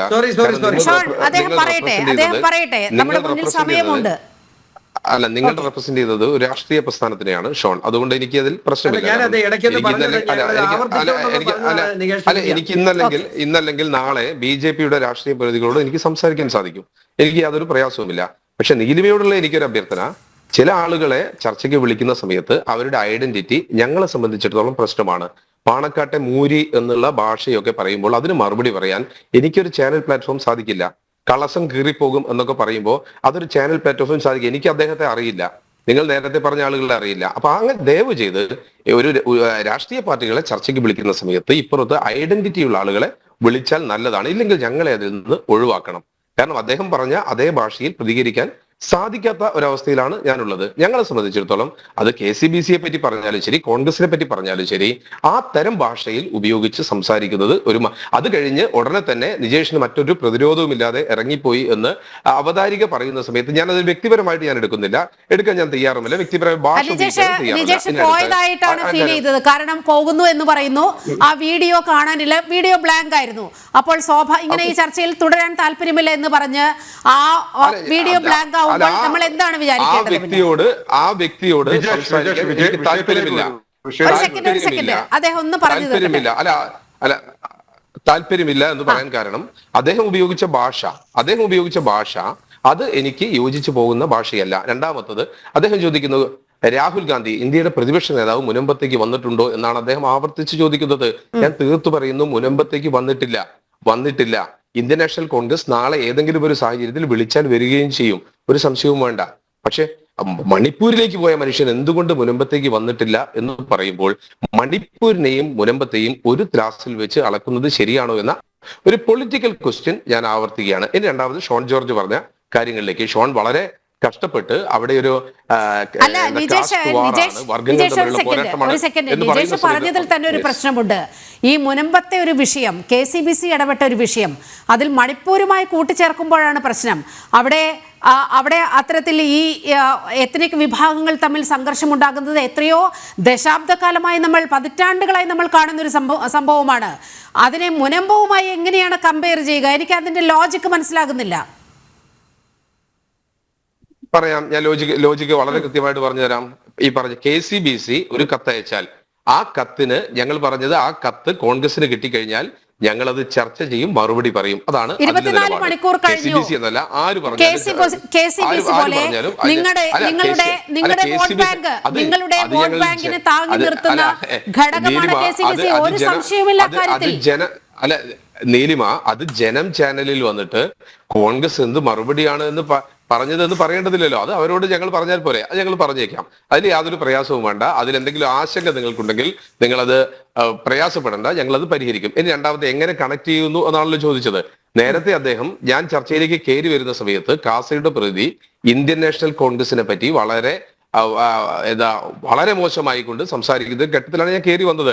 ആ സമയത്ത് ക്രൈസ്തവരുടെ പ്രശ്നങ്ങളിൽ ഇടപെടുന്നില്ല, അതാണ് ഇതാണെന്നൊക്കെ പറഞ്ഞപ്പോഴാണ് ഞാൻ അദ്ദേഹത്തോട് സൂചിപ്പിച്ചത്, ഇതേപോലെ തന്നെ ഏകദേശം 400ഓളം ക്രിസ്ത്യൻ ആരാധനാലയങ്ങൾ തകർത്തെറിഞ്ഞ ഇന്ത്യയുടെ മണ്ണ് അവിടേക്ക് നമ്മുടെ കേരളക്കാരനായ ഡീൻ കുര്യാക്കോസ് പോയാലും ഹൈബി പോയാലും കാസയുടെ പ്രതി അഭിമാനിക്കുകയല്ലേ വേണ്ടത്? സഹോദരങ്ങളെ, മണിപ്പൂർ ആയതുകൊണ്ട് അവർ മനുഷ്യരല്ലാതാവുന്നില്ലല്ലോ. അവിടേക്ക് പോയി എന്ന് പറഞ്ഞാൽ നമ്മൾ അഭിമാനിക്കണം. രാഹുൽ ഗാന്ധി അവിടേക്ക് പോയി എന്ന് പറഞ്ഞാൽ നമ്മൾ അഭിമാനിക്കണം. അവിടെ വെച്ച് ഭാരത് ജോഡോ ന്യായ യാത്ര തുടങ്ങി എന്ന് പറഞ്ഞാൽ നമ്മൾ അഭിമാനിക്കണം. ജനാധിപത്യം തിരിച്ചു വന്നു എന്ന് പറഞ്ഞാൽ നമ്മൾ അഭിമാനിക്കണം. ബിരേൻ സിംഗ് രാജിവെച്ചു എന്ന് പറഞ്ഞാൽ നമ്മൾ അഭിമാനിക്കണം. അവിടെ തെരഞ്ഞെടുപ്പ് നടന്ന് 2 സീറ്റിലും കോൺഗ്രസ് ജയിച്ചു എന്ന് പറഞ്ഞാലും നമ്മൾ അഭിമാനിക്കണം. കാരണം അവിടെയുള്ള ആളുകളുടെ പ്രശ്നം എന്ന് പറഞ്ഞാൽ അവർ ദുരിതാശ്വാസ ക്യാമ്പിലാണ്. അവരുടെ ബന്ധുക്കളുടെ മൃതദേഹം ആളുകൾ ദുരിതാശ്വാസ ക്യാമ്പിൽ കഴിയുന്നത് മോഡിയുടെ ഭരണകാലത്ത് മാത്രമല്ല. കാസയുടെ പ്രതിനിധി ശ്രീ കെവിൻ പീറ്ററിലേക്കാണ്. ശ്രീ കെവിൻ പീറ്റർ, ഈ ഫ്രാൻസിസ് ജോർജ് MP അവിടെ ഈ മുനമ്പത്ത് വന്ന് ആദ്യ ദിവസം അനുകൂലമായി ആ വിഷയത്തിൽ ഇടപെട്ടു. പക്ഷേ പിന്നീട് ഫ്രാൻസിസ് ജോർജിന്റെ കാര്യത്തിൽ എന്താണ് ഉണ്ടായതെന്ന് നമുക്കറിയാം. വളരെ കൃത്യമായ ഒരു ഭയപ്പെടുത്തൽ, ഭീഷണി അദ്ദേഹം നേരിട്ടു എന്ന് വേണം പറയാൻ. പിന്നീട് അദ്ദേഹത്തിന്റെ നിലപാട് മാറ്റമാണ് നമ്മൾ കണ്ടത്. ഈ മുനമ്പത്തെ ഭൂമി ഇങ്ങനെ അവിടുത്തെ ജനങ്ങൾക്ക് തന്നെ കിട്ടണം, ഈ വഖഫിന്റെ നീരാളിപ്പിടുത്തത്തിൽ നിന്ന് അവരെ മോചിപ്പിക്കണം എന്ന് പറഞ്ഞ ഫ്രാൻസിസ് ജോർജിന് പിന്നീട് എന്താണ് ഉണ്ടായതെന്ന് നമ്മൾ കണ്ടതാണ്. ഇത് തന്നെയാണ് കോൺഗ്രസിന്റെ പല MP-മാരുടെയും അവസ്ഥ. കോൺഗ്രസിന്റെ MP-മാരുടെ അല്ല, ഇപ്പോൾ സംസാരിക്കുന്ന ശ്രീ വിജേഷിന്റെ അവസ്ഥയും അത് തന്നെയാണ്. വിജേഷിന് ഒരിക്കലും യാഥാർത്ഥ്യത്തെക്കുറിച്ചോ അല്ലെങ്കിൽ മുനമ്പം വിഷയത്തെക്കുറിച്ചോ അവിടുത്തെ ലീഗിന്റെയും കോൺഗ്രസിന്റെയും കമ്മ്യൂണിസ്റ്റ് പാർട്ടിയുടെയും ഈ മറ്റ് SDP, PDP, വെൽഫെയർ പാർട്ടി, സമസ്ത ഇവരുടെ ഒന്നും നിലപാടിനെ കുറിച്ച് ആത്മാർത്ഥമായിട്ട് അദ്ദേഹത്തിന് സംസാരിക്കാൻ സാധിക്കില്ല. അദ്ദേഹം പോലും അടിമ തന്നെയാണ്. അതുകൊണ്ടാണ് അദ്ദേഹം 3500 കിലോമീറ്റർ അകലെയുള്ള മണിപ്പൂരിലേക്ക് പോകുന്നു. മണിപ്പൂരിനെ കുറിച്ചൊക്കെ പറയാനുണ്ടെങ്കിൽ കൃത്യമായിട്ട് ഞങ്ങൾക്ക് പറയാനറിയാം. Armed force special power act നിലവിൽ വന്ന കാലം തൊട്ട് ഇങ്ങോട്ട് നടന്നിട്ടുള്ള കൃത്യമായിട്ടുള്ള ഈ ഗോത്ര കലാപങ്ങളുടെയും എത്രയൊക്കെ ആളുകൾ മരിച്ചിട്ടുണ്ടെന്നുള്ളതും എത്ര കലാപങ്ങൾ എത്ര വർഷം നീണ്ടു നിന്നുള്ളതും കൃത്യമായ കാര്യങ്ങൾ ഞങ്ങളിലുണ്ട്. പക്ഷെ നിങ്ങൾക്ക് ഇതിനെക്കുറിച്ച് പറയാൻ ഒന്നുമില്ല. KCBCയുടെ നിലപാടിനെ കുറിച്ച്, കോൺഗ്രസ് എടുത്തിരിക്കുന്ന ആ നിലപാടിനെ കുറിച്ച് പറയാനൊന്നുമില്ല. ഇവിടുത്തെ മുനമ്പം വിഷയത്തിന്റെ ഈ വഖഫ് നിയമ ഭേദഗതിയാലാതെ മറ്റെന്ത് പരിഹാരത്തിലൂടെയാണ്, മറ്റെന്ത് രീതിയിലൂടെയാണ് അത് പരിഹരിക്കുക എന്ന് നിങ്ങൾക്ക് പറയാനില്ല. ഒന്നും പറയാനില്ലാത്തതുകൊണ്ട് നിങ്ങൾ മണിപ്പൂരിൽ പഠിച്ച് തൂങ്ങുകയാണ്. നിങ്ങൾ വന്ന് കയറിയ സമയം മുതൽ നിങ്ങൾ ഇപ്പോൾ ആരിഫ് ഹുസൈൻ ചോദിച്ചില്ലേ? ആരിഫ് ഹുസൈൻ ചോദിച്ചാൽ എന്താണ് തെറ്റ്? രാഹുൽ ഗാന്ധി വന്നില്ല, വേണ്ട, അദ്ദേഹത്തിന്റെ കുടുംബത്തിൽ നിന്നുള്ള പെങ്ങളുണ്ടല്ലോ. ഇപ്പോൾ പരിഭവം തീർക്കാനായിട്ട് ഡൽഹിയിൽ സംഘടിപ്പിച്ച ഇഫ്താർ പാർട്ടിയിൽ പങ്കെടുക്കാൻ പോയതിന്റെ പരിഭവം തീർക്കാനായിട്ട് ഇപ്പൊ പാണക്കാട് ചെന്ന് സാഷ്ടാംഗം പ്രണമിച്ചല്ലോ, അല്ലേ? ബാഗും തൂക്കി പാലസ്തീന്റെ ഫ്ലാഗുള്ള ബാഗും തൂക്കി പാലസ്തീന്റെ ഫ്ലാഗുമായിട്ട് ലോക്സഭയിലേക്ക് പോയല്ലോ. സ്വന്തം മണ്ഡലത്തിലെ ആനശല്യം ഉണ്ടല്ലോ, ഒരു ആനയുടെ പടമുള്ള ഒരു ബാഗുമായിട്ട് ആ സ്ത്രീ പോയോ? ഇല്ലല്ലോ, പോയില്ലല്ലോ. അപ്പൊ അവര് മണിപ്പൂർ മുനമ്പം സന്ദർശിച്ചോ പ്രിയങ്ക? ഇല്ലല്ലോ. അപ്പോൾ നിങ്ങളുടെയൊക്കെ നിലപാട് എന്താണെന്നുള്ളത് വളരെ വ്യക്തമായിട്ട് അറിയാം. നിങ്ങൾ ആരെയാണ് ഭയക്കുന്നതെന്ന് അറിയാം, ആരുടെ അടിമകളാണെന്നറിയാം, ആരെ പ്രീണിപ്പിക്കാൻ വേണ്ടിയിട്ടാണ് നിങ്ങൾ ഇത് കാട്ടിക്കൂട്ടുന്നത് എല്ലാം ഇവിടുത്തെ ജനങ്ങൾ കണ്ടുകൊണ്ടിരിക്കുകയാണ്. നിങ്ങൾ ഇനിയും ഈ മണിപ്പൂരൊക്കെ പറഞ്ഞ് ചർച്ചകളിൽ വന്നിരുന്ന ആളുകളെ പൊട്ടന്മാരാക്കാൻ ശ്രമിക്കരുത്. നിങ്ങൾ ഇവിടുത്തെ വിഷയത്തിൽ വരൂ. നിങ്ങളുടെ നേതാവ് പറഞ്ഞല്ലോ 10 മിനിറ്റ് കൊണ്ട് പരിഹരിക്കാൻ പറ്റുന്ന പ്രശ്നമേ ഉള്ളൂ എന്ന് പറഞ്ഞു. എന്താണ് ആ ഫോർമുല എന്ന് ഇവിടുത്തെ ജനങ്ങൾ അറിയട്ടെ. അതിനുള്ള അവകാശമുണ്ടല്ലോ, ജയിപ്പിച്ച ഇവിടുത്തെ ജനങ്ങൾക്ക് അറിയാനുള്ള അവകാശമുണ്ട്. 10 മിനിറ്റ് കൊണ്ട് എങ്ങനെ പരിഹരിക്കുമെന്ന് അവിടുത്തെ അച്ഛൻ വേദനയോടുകൂടെ പറഞ്ഞു. ക്രിസ്മസിന്റെ അന്ന് ഞങ്ങൾക്ക് നിരാഹാരം ഇവിടെ ഇരിക്കേണ്ടി വരുമെന്ന് പറഞ്ഞപ്പോൾ അദ്ദേഹം പറഞ്ഞു, ഞാനും വന്നിരിക്കും. തുടർന്ന് അങ്ങോട്ട് കോൺഗ്രസ് നിങ്ങളുടെ വിഷയം ഏറ്റെടുത്ത് കേരളം അങ്ങോളം ഇങ്ങോളം ഞങ്ങൾ പ്രക്ഷോഭങ്ങൾ സംഘടിപ്പിക്കുന്നു. എന്ത് പ്രക്ഷോഭമാണ് നിങ്ങൾ സംഘടിപ്പിച്ചത്? എവിടെയെങ്കിലും ഒരു സായന തന്നെ നിങ്ങൾ സംഘടിപ്പിച്ചത്? ഇല്ലല്ലോ. നിങ്ങൾ പറ, നിങ്ങൾ എന്ത് ഈ സമരം ഉണ്ടായതിനു ശേഷം അത് പരിഹരിക്കാൻ ഒരു പ്രതിപക്ഷം എന്ന നിലയിൽ സർക്കാരിനെ പ്രതികൂട്ടിൽ നിർത്തിക്കൊണ്ട് ആ വിഷയം പരിഹരിക്കാനായിട്ട് നിങ്ങൾ എന്ത് നടപടിയാണ് സ്വീകരിച്ചെന്ന് പറയൂ. അതിനു പകരം മണിപ്പൂരിലെ കാര്യമല്ല പറയേണ്ടത്. ഞങ്ങൾക്കറിയേണ്ടത് കോൺഗ്രസിന്റെ നിലപാട്, കോൺഗ്രസിന്റെ പ്രതിദാനം ചെയ്ത് ഈ ചർച്ചയിൽ പങ്കെടുക്കുന്ന താങ്കളുടെ മുനമ്പം വിഷയത്തിലുള്ള നിലപാടും KCBC പറഞ്ഞ ഇതിൽ നിങ്ങളുടെ ആ ധാർഷ്ട്യം എന്തുകൊണ്ടാണെന്നുള്ളതും അതാണ് ഞങ്ങൾക്ക് അറിയേണ്ടത്. യെസ്, അഡ്വക്കേറ്റ് ഷോൺ ജോർജ്, ഞാൻ നേരത്തെ ഫ്രാൻസിസ് ജോർജ് MP-യുടെ കാര്യം ചൂണ്ടിക്കാണിച്ചു. ഇതുപോലെ തന്നെയാണ് ഈ കോൺഗ്രസ് ഈ ലീഗിന്റെ വരുതിയിലേക്ക് വന്നതിന്റെ ഫലമാണ് നമ്മൾ കാണുന്നത്. കോൺഗ്രസിന് നട്ടെല്ല് നിവർത്തി ഒരഭിപ്രായം പറയാൻ കഴിയുന്നില്ല ഇമാതിരി വിഷയങ്ങളിൽ എന്നതല്ലേ ഊഹിച്ചെടുക്കേണ്ടത്? ഞാൻ കോൺഗ്രസിന്റെ നേതാക്കന്മാരെ ആരെയും ഞാൻ കുറ്റം പറയുന്നില്ല. കാരണം അത് അത്രമേൽ സമ്മർദ്ദത്തിലാണ് കോൺഗ്രസിന്റെ ലീഡർഷിപ്പ്. ഞാനൊരു കാര്യം പറയട്ടെ, ഇവിടെ കെ കരുണാകരന്റെയോ AK ആന്റണിയുടെയോ അല്ലെ ഉമ്മൻചാണ്ടിയുടെയോ കാലത്താണെങ്കിൽ KCBCക്ക് ഇത്തരത്തിലൊരു കത്ത് എഴുതണ്ട, അല്ലെങ്കിൽ ഇത്തരത്തിലൊരു പരസ്യ പ്രസ്താവന നടത്തേണ്ട സാഹചര്യം ഉണ്ടാവില്ലായിരുന്നു. കാരണം ഒരിക്കലുമില്ല. അത്തരത്തിലൊരു കാര്യമുണ്ടായാൽ കോൺഗ്രസിന്റെ നേതൃത്വവുമായി വലിയ ലേസൺ വർക്ക് ഉള്ള ഒരു സംവിധാനമാണ് KCBC. ഞാൻ UDFന്റെ ഭാഗമായി നിന്നിട്ടുള്ള ഒരാളല്ലേ, എനിക്കറിയാം എത്രമാത്രം സഭയുമായി ബന്ധപ്പെട്ട് കോൺഗ്രസ് നിന്നിരുന്നു. പക്ഷെ ഇന്ന് അങ്ങനെ എന്തെങ്കിലും ഒരു കാര്യം പറഞ്ഞാലെന്ന് മാത്രമല്ല, AKCC എത്രയോ പ്രാവശ്യങ്ങൾ എത്രയോ വിഷയങ്ങൾ കോൺഗ്രസിന് മുമ്പിൽ അവതരിപ്പിക്കുന്നത്. ഇവിടെ രാഹുൽ ഗാന്ധിയുടെ കാര്യം പറഞ്ഞു. അദ്ദേഹം കേരളത്തെ ഈ അടുത്ത കാലം വരെ കേരളത്തെ പ്രതികരിച്ച ഒരു വ്യക്തിയാണ്. അദ്ദേഹം മുനമ്പത്ത് എങ്ങനെ വന്നു എന്നുള്ളത്, മുനമ്പത്ത് ശരിയാണ് കൊലപാതകമോ അല്ല ഇത് പ്രക്ഷോഭങ്ങളോ ഉണ്ടായില്ല. മണിപ്പൂരിനെ കുറിച്ച് നമ്മളിവിടെ സംസാരിച്ചത് ഞങ്ങളാരുമല്ല, മണിപ്പൂരിനെ കുറിച്ച് ഇവിടെ സംസാരിച്ച കോൺഗ്രസിന്റെ പ്രതി തന്നെയാണ്. അതുകൊണ്ടാണ് ഞങ്ങൾക്ക് മണിപ്പൂരിനെ കുറിച്ച് വിശദീകരിക്കേണ്ട വന്നത്.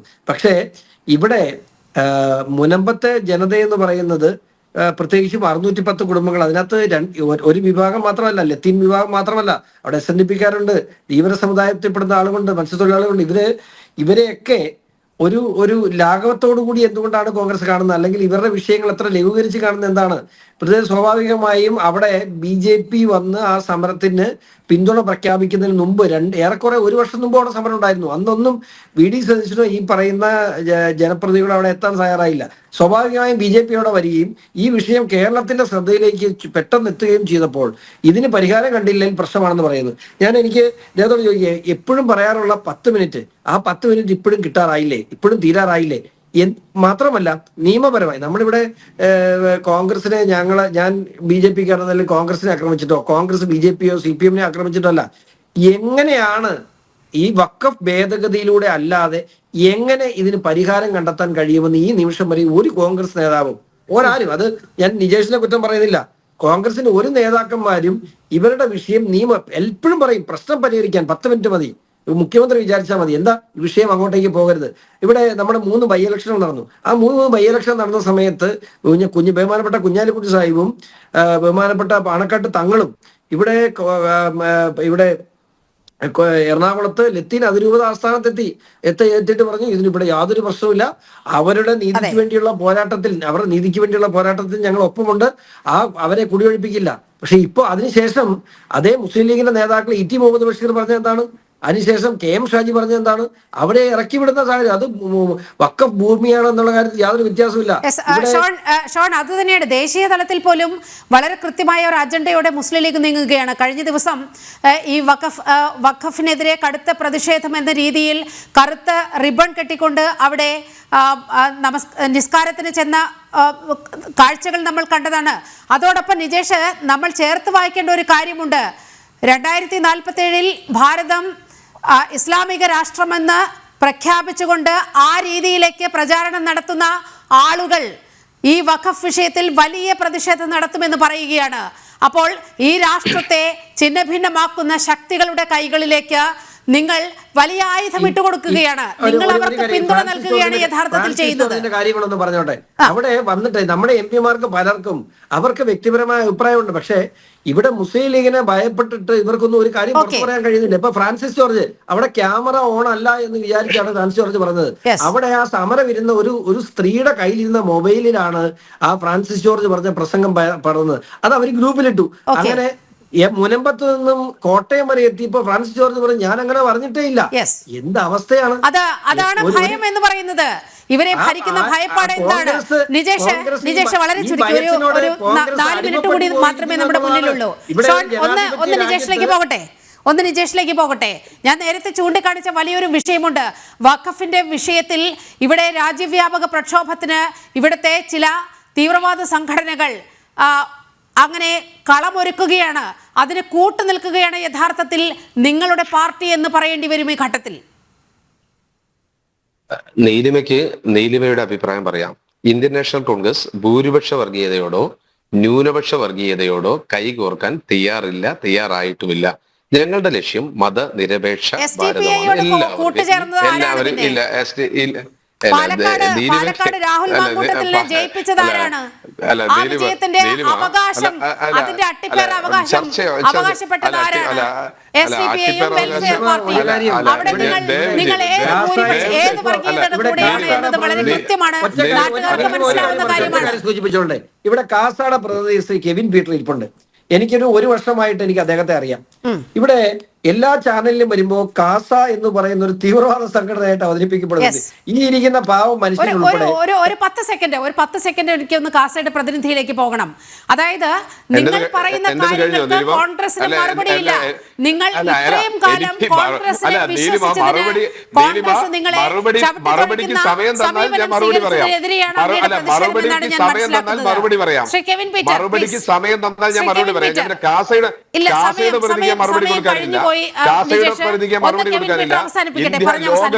ലോകം മുഴുവൻ പലസ്തീനിലെ പാവപ്പെട്ടവന്റെ ഒപ്പം നിൽക്കുമ്പോൾ പാലസ്തീന്റെ ബാഗ് പിടിച്ച ഇന്ത്യയുടെ ഒരു MP-യെ പറ്റി കളിയാക്കുന്ന തരത്തിലുള്ള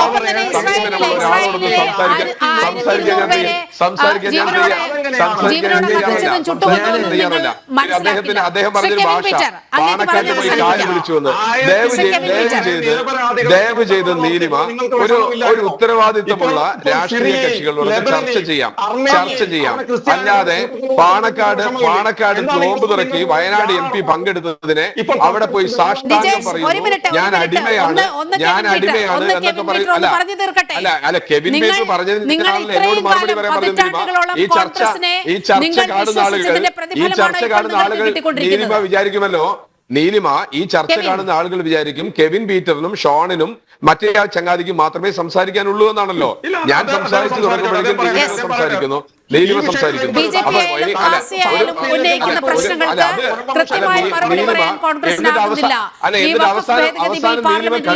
അവസാനം നീലിമ കണ്ടുപിടിക്കുന്നത് കോൺഗ്രസിന് പറയാനൊന്നുമില്ല, കോൺഗ്രസിന് മറുപടിയില്ല, കോൺഗ്രസിന് നിലപാടില്ല എന്നൊക്കെ പറയുന്നത് ശരിയല്ല. ശക്തികൾക്കൊപ്പമായിരിക്കും ഈ 19 പേരും പാർലമെന്റിൽ നിലപാടെടുക്കുക എന്നത് വളരെ കൃത്യമാണ്. KCBC-യുടെ പ്രസ്താവന അപ്പാടെ തള്ളിക്കളഞ്ഞിരിക്കുകയാണ് കോൺഗ്രസ്. UDF-ന്റെ 18 MP-മാരും അതുപോലെ LDF-ന്റെ ഒരു MP-യും വഖഫ് ഭേദഗതി ബിൽ പാർലമെന്റിൽ എത്തുമ്പോൾ ഒരു തരത്തിലും പിന്തുണയ്ക്കില്ല എന്ന് അടിവരയിട്ട് വ്യക്തമാക്കുന്ന ചർച്ചയാണ് 1.5 മണിക്കൂർ നീണ്ടുനിന്നത്. ഈ ചർച്ചയിൽ പങ്കെടുത്ത എല്ലാ അതിഥികൾക്കും വളരെയധികം നന്ദി. ഒപ്പം പ്രേക്ഷകർക്കും. ജനൻ ഡിബേറ്റ് ഇവിടെ പൂർണ്ണമാകുകയാണ്. നമസ്തേ.